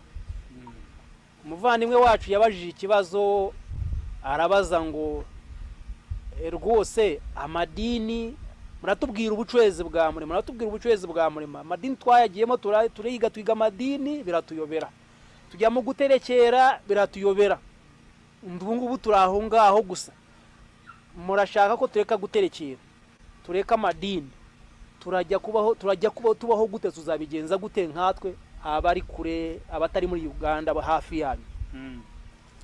Ikibuzo kigamba nti umuntu muganda wafe Murundi naye ngali mugwanga awangalira mugwanga lya Kenya Nairobi, yagamye nti awuliramu twogera bucwezi ngawulira nti tebukwatagana na dini oba na byakuterekerera. Nagamba nti edini bazisoma ne bazisoma nnyo ne babeera munayo emirembe negibula, ne bagera ne mu kuterekerwa okusamira ne bigaana. Nti kati mugamba nti okuterekera abantu babiveeko n'ensonga z'eddiini zibaziveeko, kati bakole batya, bajja kukusaba bagenda kusaba batya ng'abata abatali wano kumpi gyetu. Kakati ati kino kye kisinga obulungi, kino tuvuga cy'ubucwezi bwa Murema nicyo kiza kurusha ibindi, tekiri mu guterekerera, ntago ubucwezi burimo guterekerera, kigambo kya mazima na amagambo y'ukuri, ate era Katonda okukireetera mulembe guno gwa .com, kandi Imana kukizana muri iki gihe kisima gendera kuri .com, yamanya nti kye tuliyitamu okutuuka ku bali okumpi n'ewala, nicyo Imana yamenye ko nicyo tuzacamo kugira ngo dushoboye kubona aba hafi n'abakure, okulaba nti basobola okufuna ekigambo, kugira ngo bashobore kubona aya magambo, kubanga wooli wonna, kubera yuko ahuri hose kasita owuliranga amazima gano gakutuuseeko, kasita wumva ukuri kukugeze mu matwi, oba ofaanana omuntu ali wano, usa n'umuntu ari hano wicaye hano mu kigabe bukiriza nukwemera bwemera utandiko okusaba ugatangira gusenga ngokulembeza katonda wabajjajjabo ushira imbere Imana yabasogokuruza abanyu ngokiriza nti ali nawe kandi ukemera ngo Imana iri kumwe nawe yajja kulaga obubonero kana n'Imana izakwereka ibimenyetso byayo kuri kumwe umanyira wokiririza utandiko kutambulira aho umenyera niho wemerera ugatangira gusenga ubusinge ubusinge bwa Murema aha ikibazo gikurikiyeho nacyo cyavuye mu Rwanda kivugwa n'umuvandimwe mwita Kamanzi n'umwe mu mobilization cyangwa bagwana shyaka ba RPF inkotanyi yabazaga nti abacwezi barashaka gukuraho leta zacu bashaka kuroba perezida barashaka ngo dukora iki ko bumva ngo nagara amadini kandi bumva ko batarabaterekera barashaka bakureho ba perezida aribo bategeka niki muvandimwe wacu Kamanzi kada wa RPF inkotanyi ikibazo cyawe wabajije ivangwa abacwezi bashaka gukuraho ba perezida reka nacyo babashe kugisubiza yagamba nti ubucwezi bwa Murema mugamba nti tuli banadini atete tuli mu byabuwangwa ate byo twogera biringe bikulata oba okulumba abakulembeze bamawanga ba president obucwezi bwagala kujjaho ba president oba obucwezi bwiba Murema aravuga ngo abacwezi nibo bandi Abafrika bonna bagambi ba president ba Afrika bonna bacwezi yatubwiye ngo abanyafrika twese turabacwezi hano mu karere k'ibiyaga bigari twese turi umuntu umwe kati umunyarwanda njabuluki umunyarwanda afite itandukanye n'undi iganga libayita Rwanda igihugu bita u Rwanda ry'abazungu ni igihugu cy'abazungu Rwanda y'obucwezi u Rwanda rw'abacwezi ni Masaka iri mu Rwanda no ni Masaka ya Uganda ni mu Rwanda ate Murema ali Masaka Murema ali Masaka okitegeera kati seetaaga kugenda wazi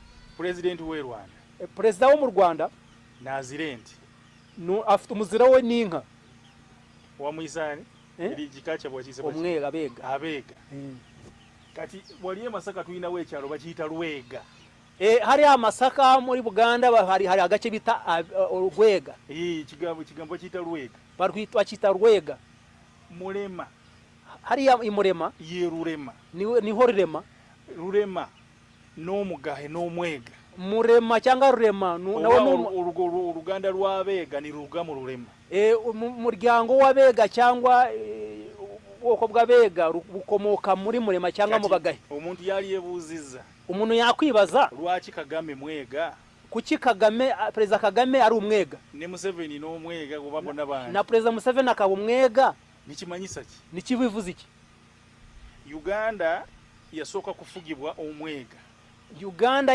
yabanje gute kuyoborwa n'umwega mpulira siri sure na mpulira nti nenyerera akabali owento n'omwega ntaga bihagazeho neza ariko bavuga ko na Julius Nyerere nawe yari umwega nawulira ko era siri sure bulungi ne bangamba ko nti ne Kabila no wekonga abadde mwega abadde wanze yumvishe bavuga ngo na Kabila Joseph Kabila nawe yari umwega tusobola okubuuza nti mu region lwaki mu kaseera kamu region efunya abantu abava mu lulyo olumu turibaza ngo muri kano gace muri kino gihe lwaki akano karere k'ibiyaga bigari kabonye abana abayobozi nk'abo ngabo bose bafite umuziro umuntu asobola okubuuza nti lwaki okuva mu genocide Rwanda yavugibwa omwega ushobora kwibaza u Rwanda kuva muri genocide kuki rwayobowe n'umwega Katonda alesa abakulembeze abo n'abateekawo Imana yazanye abayobozi ibashiraho naye buli mukulembeze ayina layini emuzaayo ku Rurema ariko buri muyobozi wese afite umuhanda cyangwa ngo kumusubiza kuri Rurema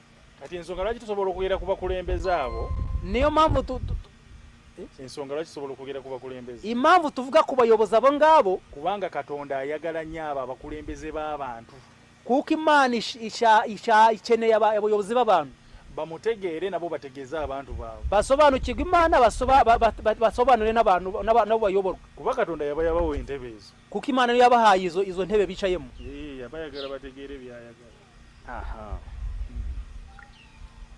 ikibazo gikurikiyeho nacyo cyavuye mu Rwanda cyabajwe n'umuvandimwe wacu Nkera ize Pan-Africanist ndoza yatucyalirako yatusanga kwesanga antikundi bamwita Nkera Joseph nimumanya oyajja omweru yajjako esanga ono gundi uyu yabajije ngo arabaza ngo ubucwezi bavuga amateka bavuga abacwezi mu bitabo abandi bavuga abacwezi bakavuga kwa Kabarega ubwami bwa Kabarega Bunyokitara abandi bakavuga abacwezi bo mu nkore ubucwezi bwa Murema kuki butandukana n'ibyo byose ukuri kwa ubucwezi bwa Murema mu mateka yanditswe byanditse he abuza nti obucwezi basoma abantu basoma bawulira nti ewa Kabarega Bunyokitara abalala bawulira nti obacwezi bali obugabe bwa nkole abalagamba nti babisoma mu bitabo nti kati ye abuza nti lwaki ennaku zino obucwezi bwa Murenge busomesa ate bwawukana n'ebintu ebyo bivaawa ate obukakafu bwe buliwa mu byawandikibwa abuza bude Rwanda babuuze nti Nyabingi lwaki alumba abantu okusinga ddala aba Rwanda na Western Uganda kuki ikibazo kiragenda kivuga ngo kuki Nyabingi akunda kugufata abo mu Rwanda n'aba Uganda na Tanzania era babuuze lwaki we baterekeredde era biganye kuki abantu baterekerera bikanga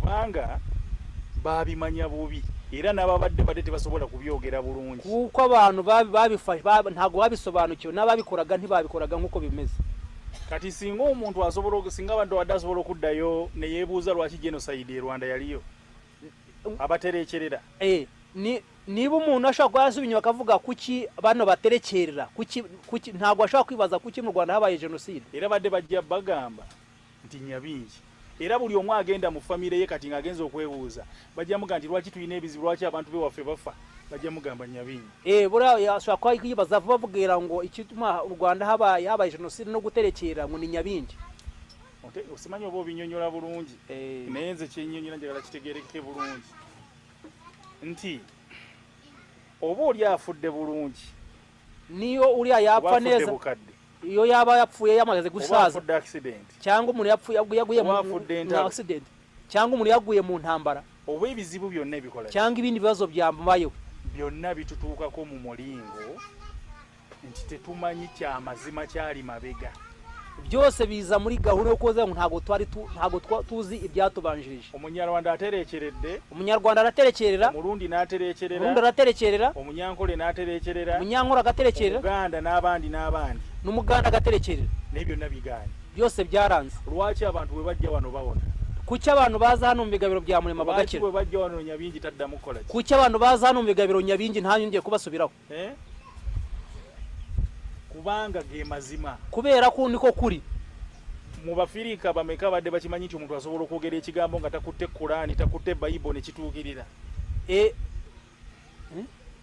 mu Bafirika ani abadde asobola okukkiriza nti omuntu asobola okwogera nga takutte Bible oba Qur'ani nasa omuntu naawona mu Banyafrika ninde muntu wakwizera ko umuntu ashobora ko yasabira umuntu agakira adafashe Qur'ani cyangwa Bibiliya ni wabyizeraga ko byabaho ate omuntu nawe bifo tubiguddewo bingi kuki imyanya yose yafunguweho nyinshi rero tuli Kahenda uyu munsi turi Kahenda nene ebigabire birala abantu bawo n'ahandi hari n'ibigabira abantu barimo gukira kitegeeza ki bisobanura iki gemanyira ge mazima nizo mbaraga kandi ko kuri buli muntu weebuuze ekyatta abantu ewammwe kiki ate ekirala buri wese yibaze ikica abantu iwanyu niki lwaki omusaayi ogw'abayima n'abatuusi bane bana abantu betuyita abantu lwaki tebatudde lwaki tebateredde wamu kuki uyu munsi ano maraso bita ngo y'abatutsi n'abahima cyangwa bita abanyarwanda kuki batari hamwe kuki badafite amahoro ensonga eryeji ikibazo ni kimwe obuyinza katonda bwe yabakwasa ubu bashimana yabafashije babulagajjalira ntago babwitayeho ibyo nebigenda mu nsi maso byose bigenda imbere hano mwisi katonda abibavunaana imana ibanja ayo maraso kati okutuzanga bakomyewo ku mazima gano kugeza ubwo bazasubira kuri uku kuri bajja kutuura baraza kugira amahoro we batakomyewo ku mazima gano niba ataza gusubira kuri aya mazima kuri nta kuri bazabona kubanga itwogera kwabo njogedde bayima abatuusi kubanga eggwanga Rwanda kirala ino tuyina abatuusi mu Uganda Tanzania ina abatuusi n'ensi endala zina abatuusi avuze ku Rwanda ariko Uganda hana abatuusi barahari Tanzania barahari Congo barahari n'ekizibu kiri eki twese ikibazo ni kimwe ate era abafirika fe n'ekizibu kiri eki twebwe abanyafrika ikibazo ni kimwe kakati era katonda akirese nga kyakulabira ku nti nammwe mweyawulira amazima ku gatali mazima imana kizanye cyo kureberaho mwese murebe ukuri n'ibinyoma wow Yesu we yagambira abantu niho Yesu yabwiye abantu nti w'amaaso akoleki mufite amaso arebe w'amatwa akoleki amatwa yumve ato w'amagezi naye akoleki ubwonko yumve so ndoza biwede kende deyo ndoza nafunobira nayenga etikina buzibu geza ko kurandi gendeza kwebe cyari so abavandimwe bari badukurikiranye twarimo mu kiganiro cy'ibibazo abantu bashoboye kubaza no gushobora gusobanukirwa ubucwezi bwa Murema n'iki n'ibibazo byose aho mutageraje gusobanukirwa turaza kubisubiza gahoro gahoro guca kuri channel zacu turongera kubatira ngo abatashoboye kubona ikiganiro live muraza kubikurikirana kuri channel zacu bya live ku Sun TV Banda Buramu TV Uganda no kwa Mama Mugwiza Icon TV Rwanda no kuri channel yacu iri mu gihugu cya Belgium RTV uhaye naho muraza kwa muri kubikirana gahoro gahoro nibindi biracyakomeza turacyahari murakoze so mwebale amahoro amahoro